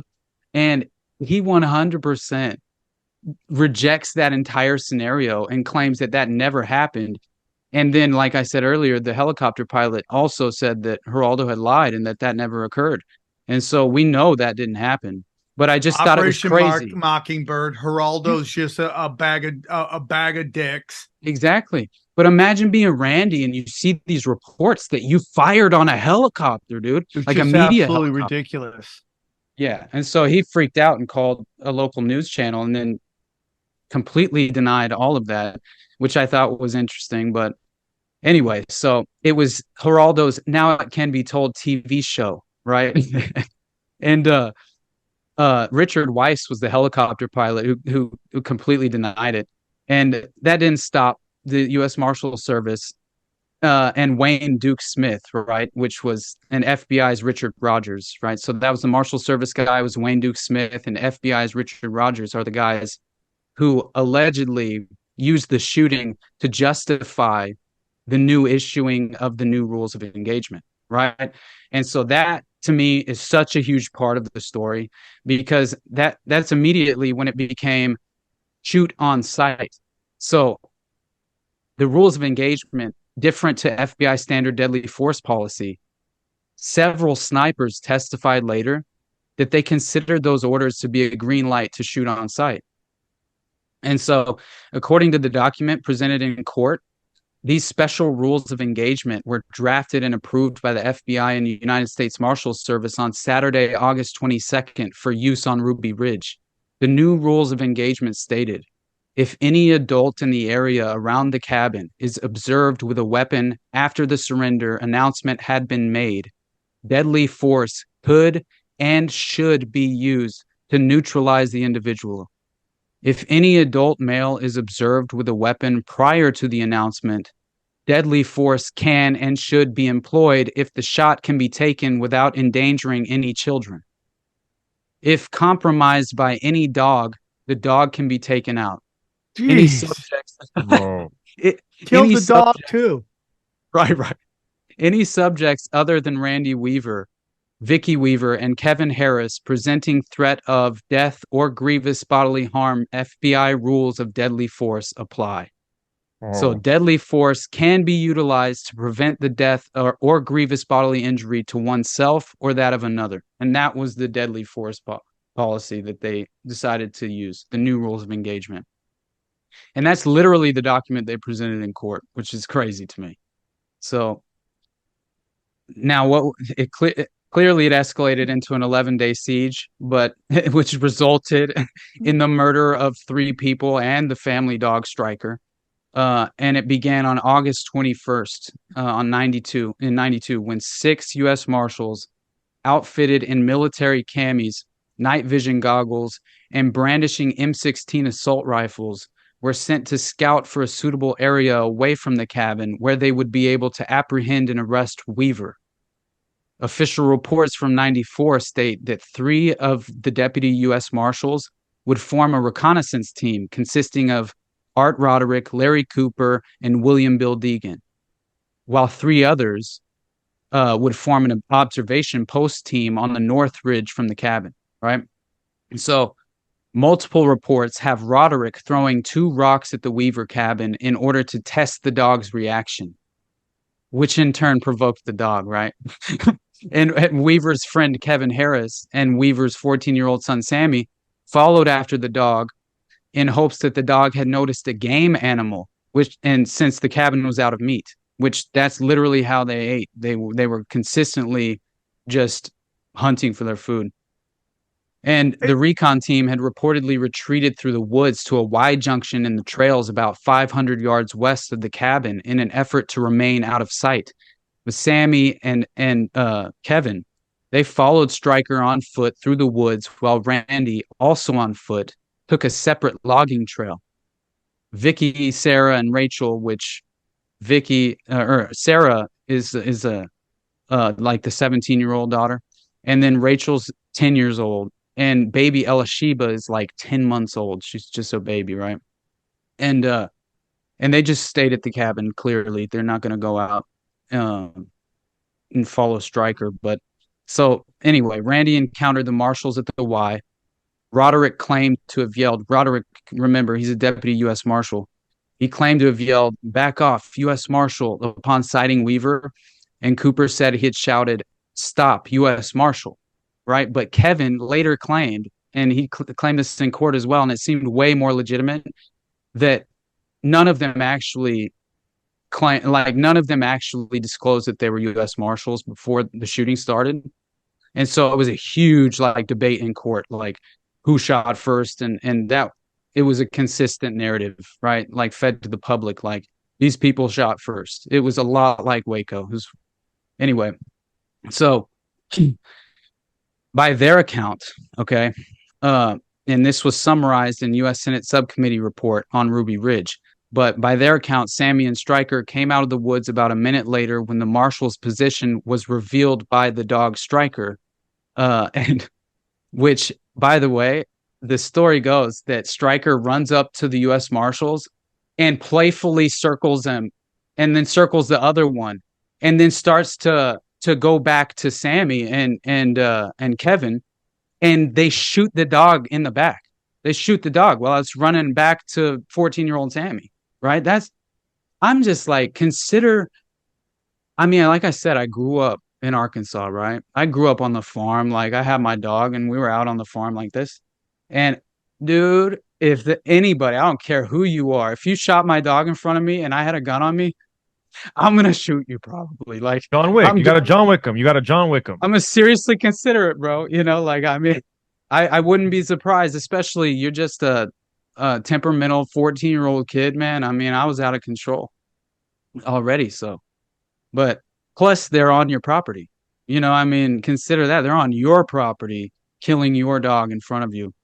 But anyway, so Roderick shot the dog and Sammy saw it, right? And he reportedly yelled to the marshals, "You've killed my dog, you son of a bitch." And then he shot in their direction, right? And you know there's like a movie, like almost like a Lifetime movie with like Dennis Quaid and like Laura Dern plays Vicky and Kirsten Dunst plays Sarah, and like it's such a cartoon. But anyway,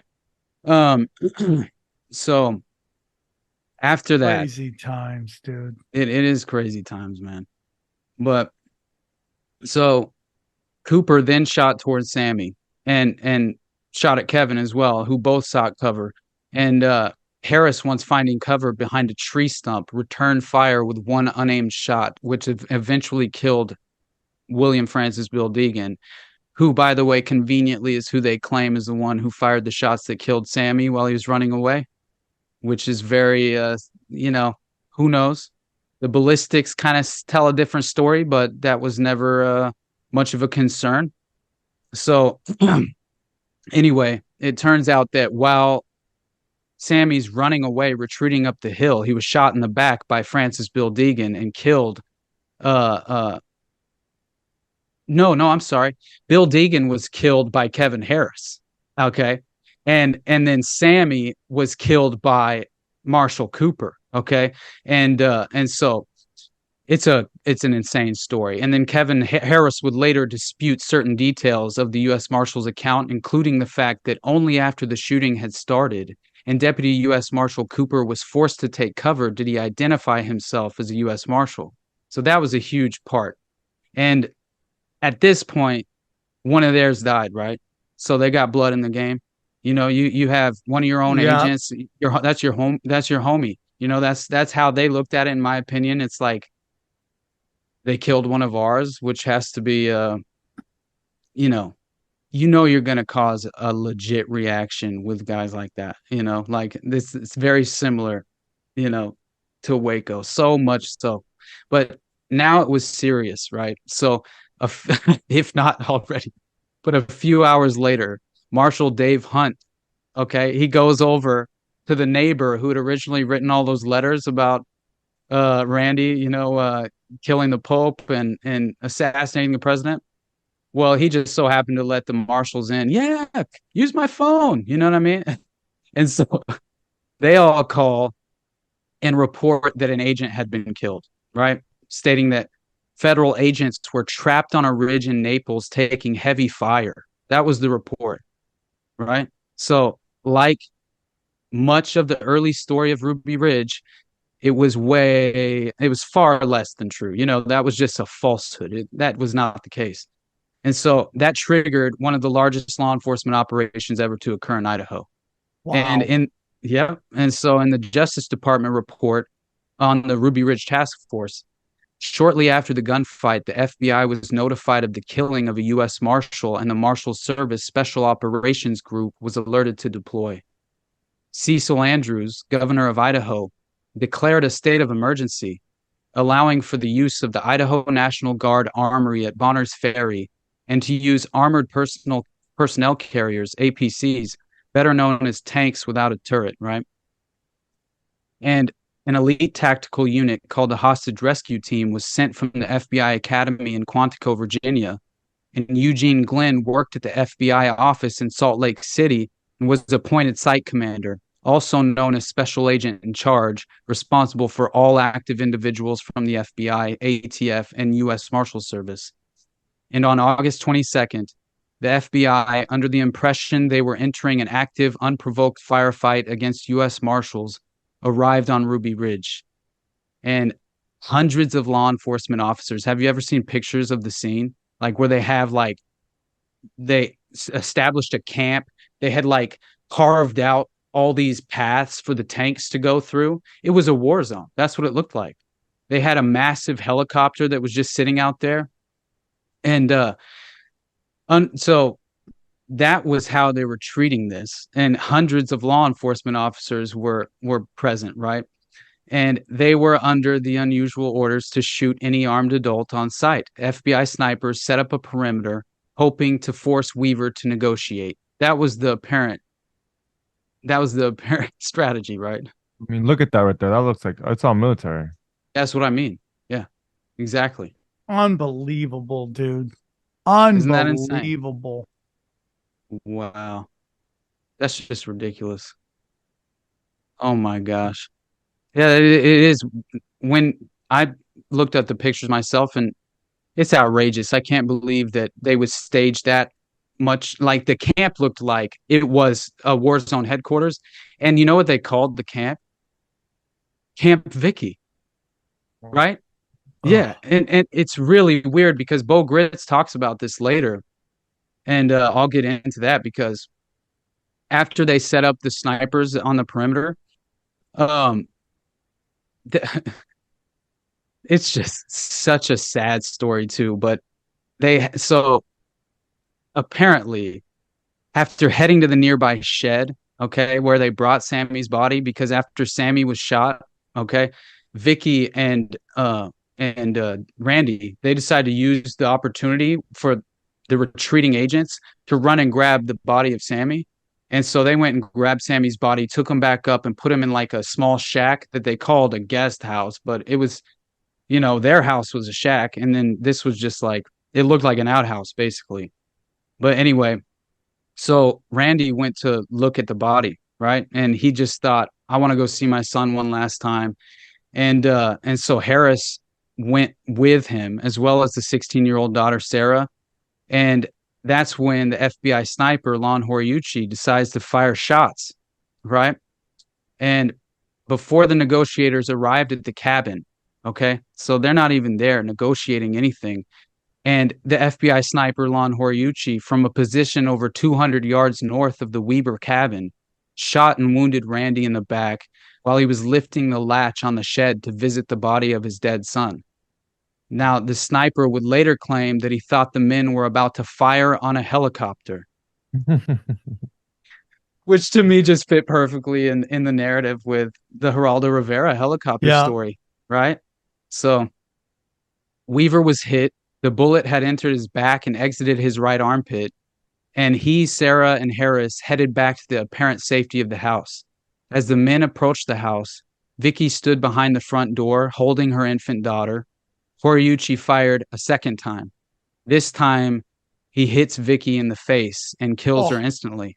Wow. So the bullet also seriously injured Harris, who was standing behind Vicky. And Horiuchi later said he didn't know Vicky was in the doorway and had his sights on Harris. I don't believe that for a second.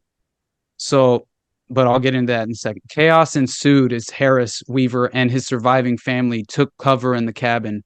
And both Harris and Weaver wounded, Vicky and Sammy dead. The situation was grim. It seemed to confirm the Weavers' darkest suspicions about the federal government and the imminent apocalypse. Yet Weaver wouldn't give up, right? So outside the cabin, hundreds of protesters arrived to oppose the government's actions and grew increasingly agitated when they learned of the deaths of Sammy and Vicky. And they had all these signs like "Fed shot first," and "Your house will be next," right? Like it was like super sad, to be honest. And then also they were apparently all the agents were like, we can't go up there because we don't know how many people are in the house. And all the neighbors, except for,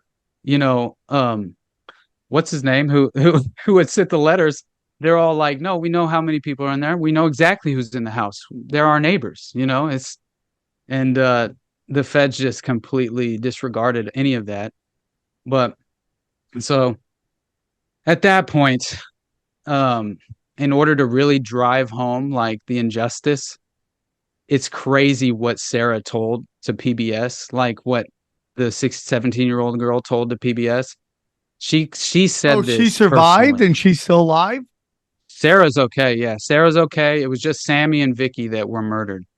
And this is so nuts because Sarah, she told PBS, and Randy and Sarah, after the fact, they wrote a book about their firsthand experience. It's really nuts. Randy's alive. Bro, it's a weird story. They just murdered his baby, or they murdered his only son. And then they murdered his wife. And his dog. And the dog. And his dog. Yeah. And he's still alive? And he's still alive. But listen to how this all ends. So first let's listen to Sarah's personal account because it's so sad. But so she tells PBS, the morning after Sammy had been killed was rainy, cold, and quiet until the dog started barking again because they had another dog, which didn't die. But anyway, Sarah's dad and Kevin headed out to see if someone was coming up the drive to finally talk about what had happened. But when they got out there, the dogs had stopped and all was quiet again, or so it seemed to Sarah. She had followed the boys out to make sure that everybody was okay. She stood there looking out over the mountain, and it was a little while before she realized that her dad had taken off towards the shed where they'd brought the body of her brother. I'm going to go see Sam one last time, he said, and Sarah followed him, feeling like she needed to keep an eye on everyone. Her dad made it around the corner of the shed before she could catch up, and that's when she heard a gunshot. Sarah hurried over and found him around the other side of the shed, which stood between them and the mountain where the gunshot had come from. He was half crouched, holding himself. He'd been shot. He seemed shocked and confused, like he didn't realize what had happened. Sarah's survival instinct kicked in. She told her dad they had to get back to the house. She put her hand on his back and said, "Go." At that point, Sarah's mother came out on the front porch. She was holding the door open, asking what had happened, and Sarah's dad said he'd been shot, and she started screaming for them to get into the house. So crouching, Sarah and her dad headed toward the front porch with Kevin following behind them. Sarah was pushing her dad through the door next to her mom, who was holding baby Elisheba and still screaming for them to get in when she heard this giant boom right in her ear, like somebody had fired a gun next to her. She felt things hit her face. Her mother dropped to the ground, and Kevin fell into the house from behind her. Sarah was still standing, not understanding anything. It took her a second to comprehend that her mother had died, and that it was parts of her mother that had hit her face. Oh my God. Kevin was on the ground moaning. Her sister Rachel was screaming. Her father was screaming, and Sarah's ears were still ringing. That's when her father scooped up baby Elisheba, handed her to Rachel, and pulled Sarah's mom into the house so they could close the door. At that moment, it seemed clear that these people weren't here to talk, that there would be no discussion. If Sammy's death had been an accident, Sarah thought, this certainly wasn't. The family was being hunted. I was just like, that made me cry when I read that out loud the first time. I'm not even playing. That's just so sad, dude. It really is.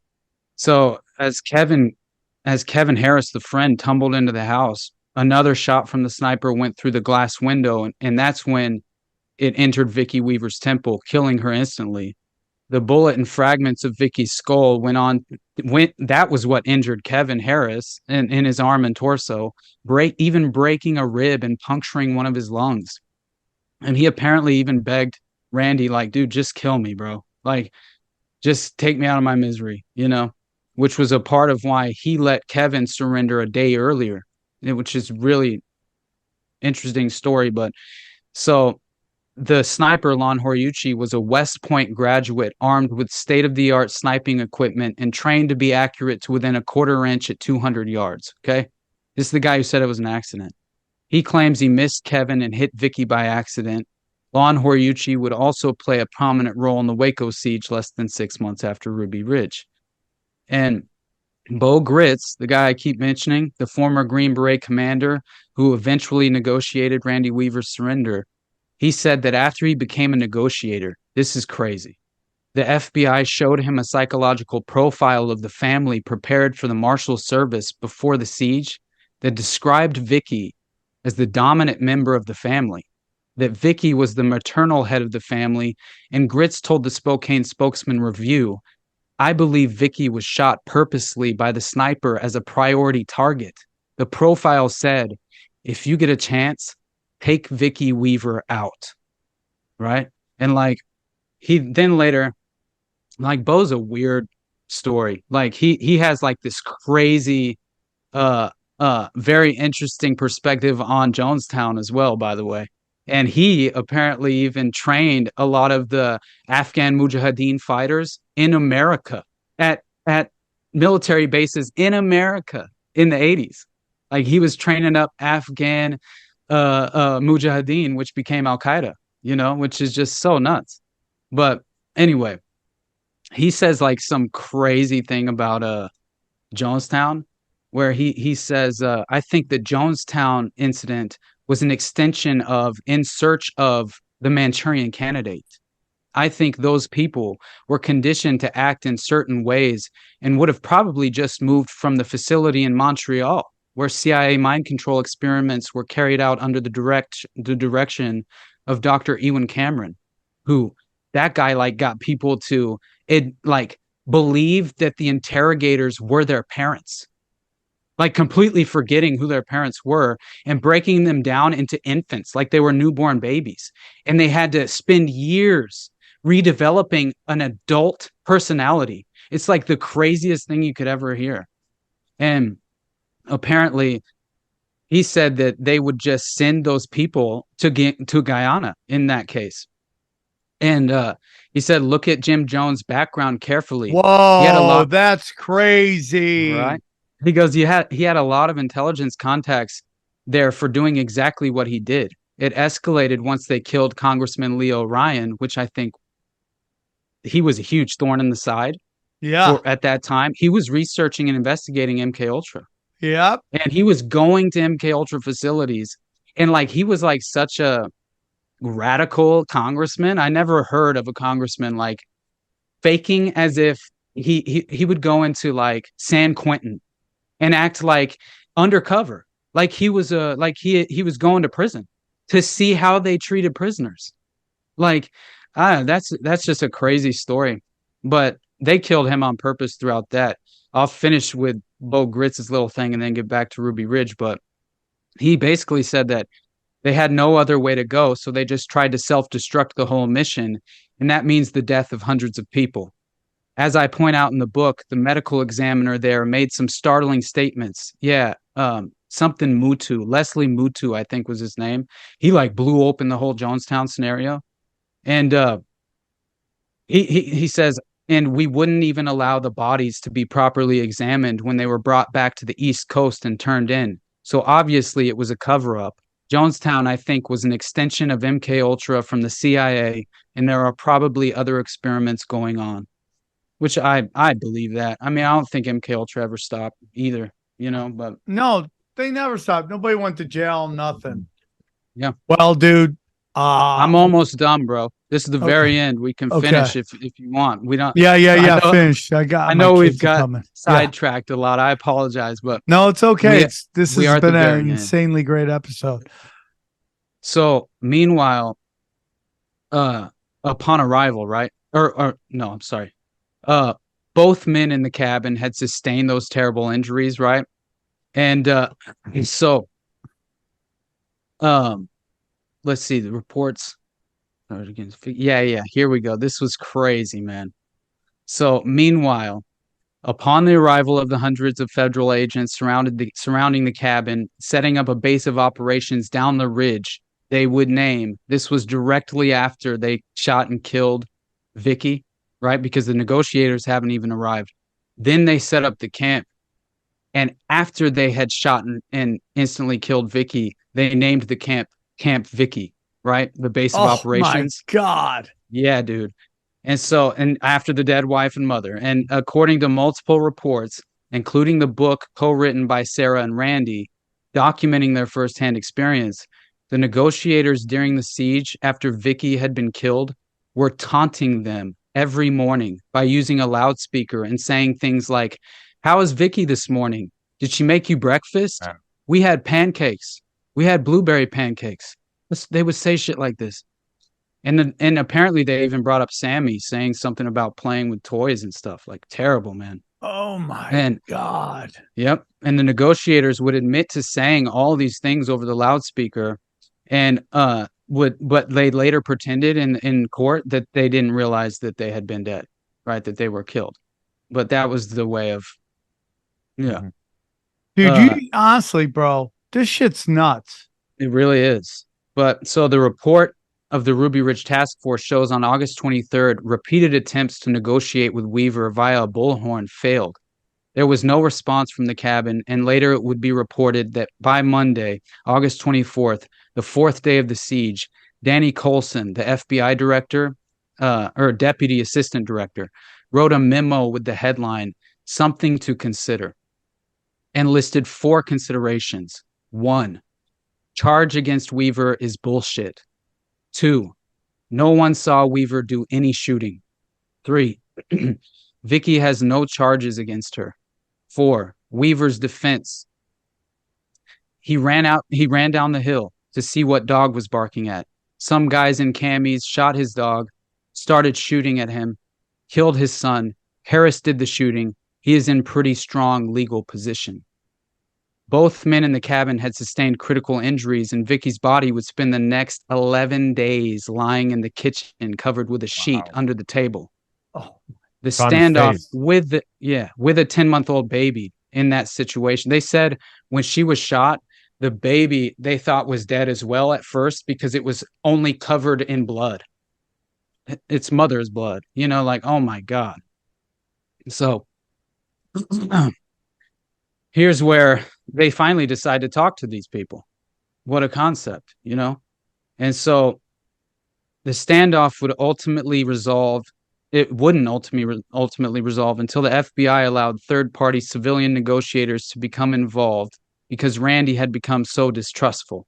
And by Sunday, August 30th, that's when Bo Gritz, the former Special Forces officer and Green Beret commander, would begin mediation, finally being allowed to approach the cabin in an effort to convince Randy that they could end this with a peaceful conclusion. It's too late for that. Right. So by this time, Kevin's wounds were like becoming infected seriously. And he urged Randy to, like I said, to end his suffering. And so Randy allowed him to surrender. And Harris was airlifted out by an Air Force medical evacuation helicopter to a medical facility in Spokane. And that same day, Randy also negotiated the removal of Sammy and Vicky's bodies. And this is crazy. The story goes here that 4 agents in full body armor came into the cabin and picked up Vicky's body with Randy holding a gun in hand and he stopped them and he said, "I'll kill you if you let her body touch the ground." Right. And I was just like, this guy, I love this guy. Right. Like, he's a hero, man. So I'm here to close this out. It says the commander of the FBI hostage rescue team told Gritz he would resolve the standoff by launching an all-out tactical assault if he couldn't get the remaining Weavers to surrender by a certain deadline. And so the next day, August 31st, Gritz would finally convince Randy to surrender by explaining to him this was their last chance to get out of the cabin alive, and he had to leave in order to save his remaining children. In the end, according to Gritz, the decision came down to 16-year-old daughter Sarah, who by this time had become so terrified the government wouldn't keep its end of the bargain. She had become super reluctant to let her father surrender. And Gritz recalled her dad saying, "Sarah, we've got to do this." And finally, Sarah agreed. So she was like paranoid, out of her mind, 16-year-old little girl. And then there's a book written by Jess Walter about this that's super critical piece. It's a great book, but he says this, and it's so poignant, man. I mean, In the 9 years since the standoff at Ruby Ridge, and in the 6 years since this book first appeared, much has happened, yet little has changed. And by the way, this book's called Ruby Ridge, The Truth and Tragedy of the Randy Weaver Family. And he says, tens of millions of dollars have been spent on hearings and investigations that failed to resolve the most basic questions about the standoff. Almost $3.5 million was paid out in settlements that settled nothing. 9 years later, the courts are still flip-flopping over whether a federal agent should be tried for his actions at Ruby Ridge. Investigators, lawyers, and federal officers are still debating who shot first. Top FBI officials are still denying that they approved the Bureau's unprecedented and illegal orders to shoot civilians without provocation. And 9 years later, the sniper who killed Vicky Weaver still works for the FBI. The case continues to hum on internet websites and scream from right-wing newspapers. The words Ruby Ridge are fixed at the bottom of every news story about the 10-year crisis of confidence and competence in the FBI. And every time a person holes up in a ramshackle house, every time a suspect refuses to come out, every time a person accuses the government of going too far, someone is likely to say, we don't want this to become another Ruby Ridge. The Weaver case gave a name to that sometimes dangerous space between people and their government. It brought paranoia into the mainstream. For how can you convince people that their government isn't out to get them when on Ruby Ridge, the FBI gave itself permission to shoot its own citizens? How can you tell people to trust the government that covered up details of the case and assigned agents to investigate themselves? So we live in crazy times, dude. We live in crazy times. I'll basically end this with a Tolstoy quote. All right. Because this to me, and this is how I started it in my podcast about Ruby Ridge. Very short, but it's crazy because he said this so many years ago, and we really have to ask ourselves, like, who was the real enemy to fear that day, right? I mean, it's pretty simple question to answer in my mind, but this Tolstoy quote says, understand then, all of you, especially the young, that to want to impose an imaginary state of government onto others by violence is not only a vulgar superstition, but even a criminal work. Understand that this work, far from assuring the well-being of humanity, is only a lie, a more or less unconscious hypocrisy, camouflaging the lowest passions we possess. Damn, dude. That's great. Thank you so much, Austin. You crushed it. I really do appreciate it, dude. You came in here. You dropped the hammer of the gods on us. Real quick, tell them where they can find you again. So my podcast is called The Underclass Podcast. You can follow me on Twitter at UnderclassPod. And then Instagram is The Underclass Podcast. And I want to say really quickly, man, I appreciate you guys. Seriously, thank you, Sam. Like, I'm such a big fan of you guys. Like, Tinfoil, you're my Joe Rogan, like, straight up. I say that. You're very nice. To my wife. No, I'm not playing, but I have way more body fat. But I don't say this just to make you feel good for having me on or anything. Honestly, you guys, like, it's weird because when you listen to a podcast, you know how it is. Like, it feels like you know these people, right? But so I've spent a lot of time wishing I could say something in response. You know what I mean? Like, oh shit. But anyway, I just wanted to say, man, I'm a huge fan. I admire you. I admire you for having such an open mind and being willing to have a conversation with almost anyone and just trying to discern for yourself what is true and what is not. And that's all we can expect from people. You know, it's like, well, that's the best kind of person. Buddy. You're a G. So go check out the links below. Check out Austin's show. I want to thank everybody again who's contributed to the Indiegogo for Chaos Twins. You know, and if you haven't, please help us. We're trying to put together the best possible project we can. product. We want to put out a wonderful, wonderful comic book series for children. So go check it out. That's chaostwins.com. I got the revival coming up on the 24th. I'm at El Monte on December 12th. So go check those out. I love you all very much. Thank you guys for everything you do. Thank you for supporting us. And please stay tuned for some info on our affiliates program, and check out these highlights from my other podcast. Thank you guys. Enjoy the highlights. Here's a clip from the latest Broken Sim. All right, so that's let's get into what we wanted to talk about, which was the Bill Burr situation. Okay, yeah. Bill Burr. I'm a huge fan, and I consider him a friend. Getting a lot of shit right now. Getting a lot of shit about him and his wife were at the UFC fight. Donald Trump comes in, gets a humongous standing O. Let's remember this.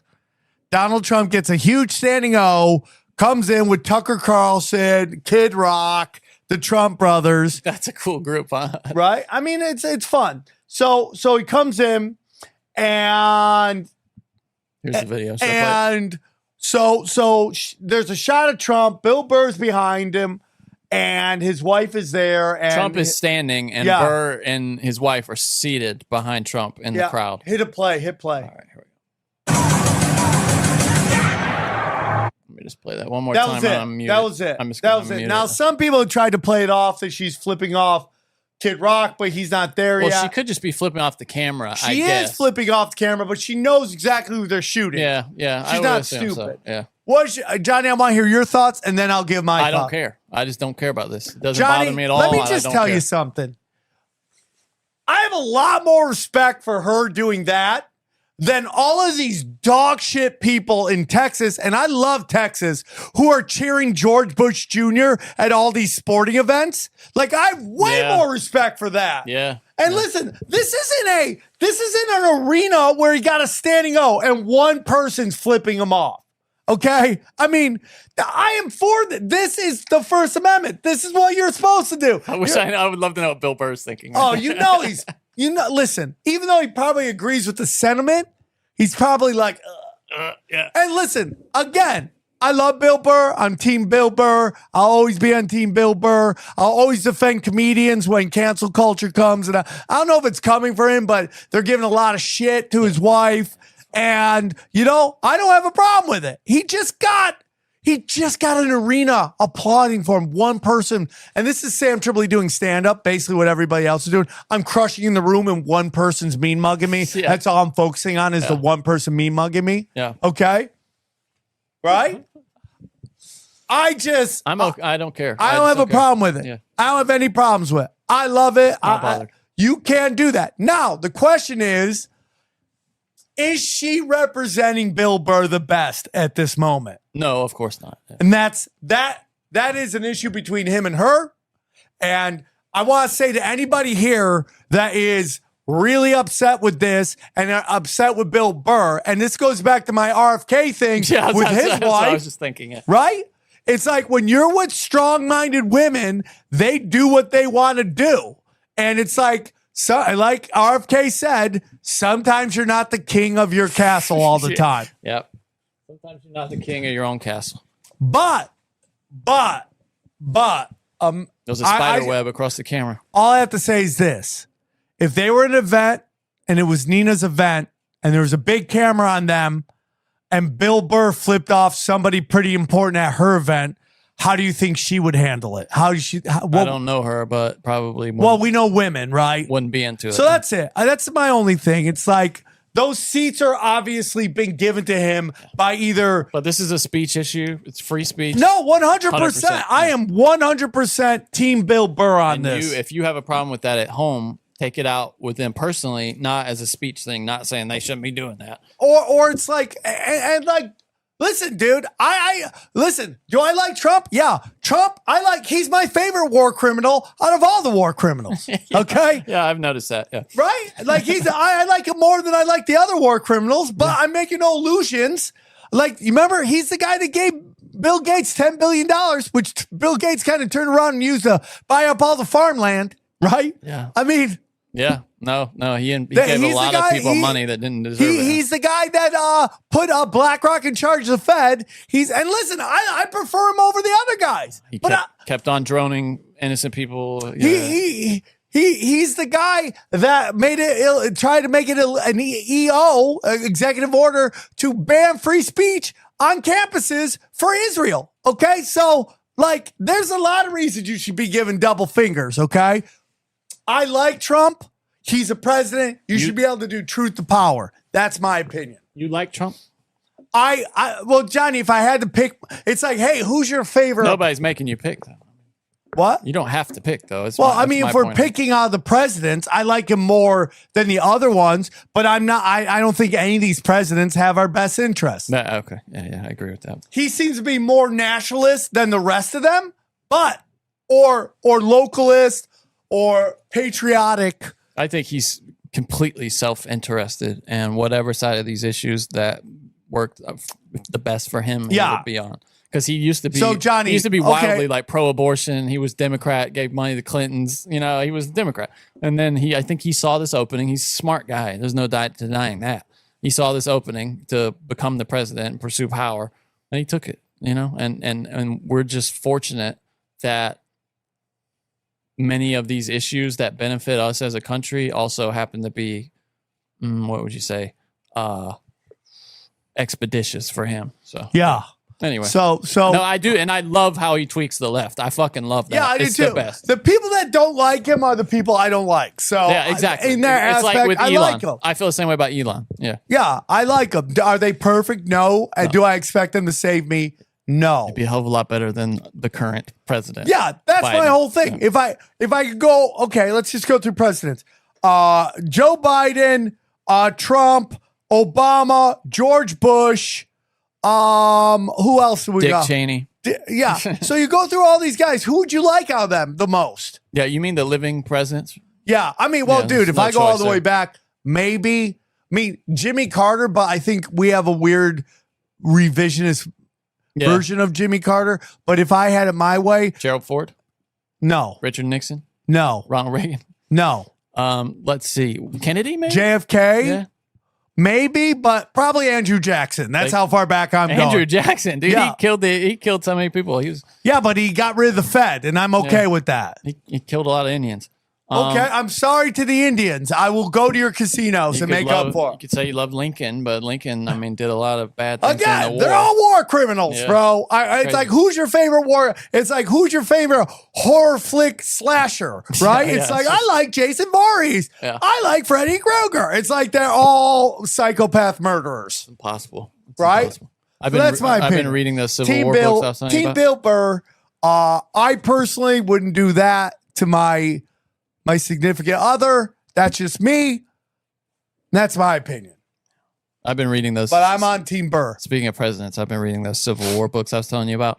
And it's, Lincoln, dude, complicated guy. But the thing that impressed me most about all of them is that they were, we think people have changed. People haven't changed. They were so sassy back then. The guy who wrote the books has all the documents, all the telegraphs that they sent back and forth privately to each other were all saved and became public record. They were so sassy to each other. The president to the generals to each other. Or were they like, listen up, bitch? Just like, Lincoln's got this famous quote of like, hey, could I borrow the army since you don't seem to be doing anything with it? That's like a direct quote. That's what I love. Yeah, and there's just so much sass going on. I think that's much better than the presentation. Like when you hear Nixon, he's like, oh, they're doing a lot of gay shit and Bohemian Grove. I'm like, I'm down. Yeah. I wish you see that too. Anytime a candidate for president loses, then they just become a normal person and start going on, doing the circuit and talking normally. And you're like, why didn't you do that when you're running? Well, it's my whole thing is like, the thing that people hate about Trump is that like he was very brash.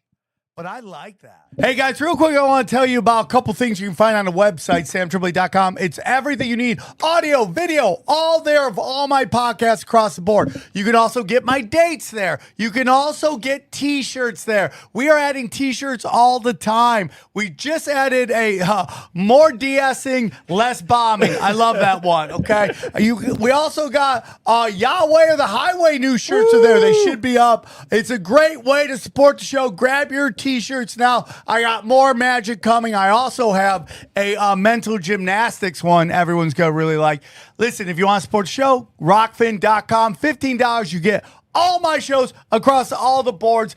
We also have Cash Daddies, patreon.com/Cash Daddies. Great way to make money in these difficult markets. We also have some affiliates. I'm going to hit them out real quick. If you're looking for gold and silver, a great way to go to Wise Wolf. Click the banner. Hydrogen brown gas. Everyone loves it. Harley Ray, our good friends, and Candles and Crystals. You can use the promo code SWARM15. Click that one. And Tim James, who was just on the show, universally loved. You can get a discount on all of his stuff on his website, Chemical Free Body. And then finally, Joel Staley, who's going to help me lose weight and get ready to rock. All those there. Click the banners, support them, support us. It's a great way. And all my audio, all my video, again, right there at samtripoli.com. Enjoy the highlights. And now, a highlight from Cash Daddies. I get all these Zillow ads for houses. And for the first time, a 3-bedroom, 3-bathroom house in Thousand Oaks, which is an amazing area, was $700,000. They're dropping. I think you're looking at people going, they're saying this market is about to implode. I need to get out quickly. And I mean, $700,000. That's an insane number for basically Los Angeles. Thousand Oaks is more Ventura, but still, that's an insanely good area. 3-bedroom. Even if it's a dump, you could take $300,000, put in there, and you'd still be break even. Yeah, I mean, we still don't have a lot of supply. Rates are high. I think they are going to come down, but I think we're going to see prices drop, man. I mean, in certain areas, I think in New York they're going to drop. They're still high. There's no supply. There's a ton of there still is demand, but I just see prices at some point will drop a little bit. And the bottom line is, even if they don't, if interest rates drop, houses will become more affordable. That's what we want. So I see them raising rates one more time, and that's it. But hopefully the CPI number comes in slow tomorrow, and that'll help everything. Good shit, man. The economy is in decent shape right now. People are still working. Wages are solid. I mean, it could be a lot worse. And, people ask, they say, well, what about all these geopolitical problems? Like, we got a war in Ukraine. There's a war in Israel. The market doesn't seem to give a shit, man. I mean, war's horrible. It's not good. Nobody wants it. War is horrible, dude. War is horrible. Nobody wants it. But, I don't have a say in what goes on. So, let's look. I still like oil and energy. I think that's going to go higher. The Middle East isn't going to calm down anytime soon. I mean, we're bombing some of these guys in Syria. So was it Syria? Yeah, Syria. So, you got to look at different sectors. Utilities are getting hammered. I kind of like that sector now. It's gotten just crushed. You got to put your money in things that you think can go up. But interesting. There's good news. The 10-year Treasury was at 5%. That was not good. Now it's down to 4.65. Wouldn't surprise me if that goes up a little bit. We'll see tomorrow. Tomorrow's big. CPI number is going to be huge. So you got the S&P right around 4,400. That's a little bit of resistance. Could go a little higher, but I think from now until December, I think you got to get defensive. You got to stack dry powder, being things that pay nice dividends. Because it wouldn't surprise me if we see a little sell-off. You still got the S&P up 15% for the year. NASDAQ's up 32%. We could see a nice little sell-off here this week. And then the Patreon boys will bank again. So that's Patreon boys go round the outside. Round the outside. We bank it. Yes. That's what we do. We go deep, homeboy. Aaron, open your mind. Drink from the fountain of knowledge. There's lizard people everywhere. That's some interdimensional shit. Wake up, Aaron. This is only the beginning. Dude, you just blew my mind. It is so hilarious to me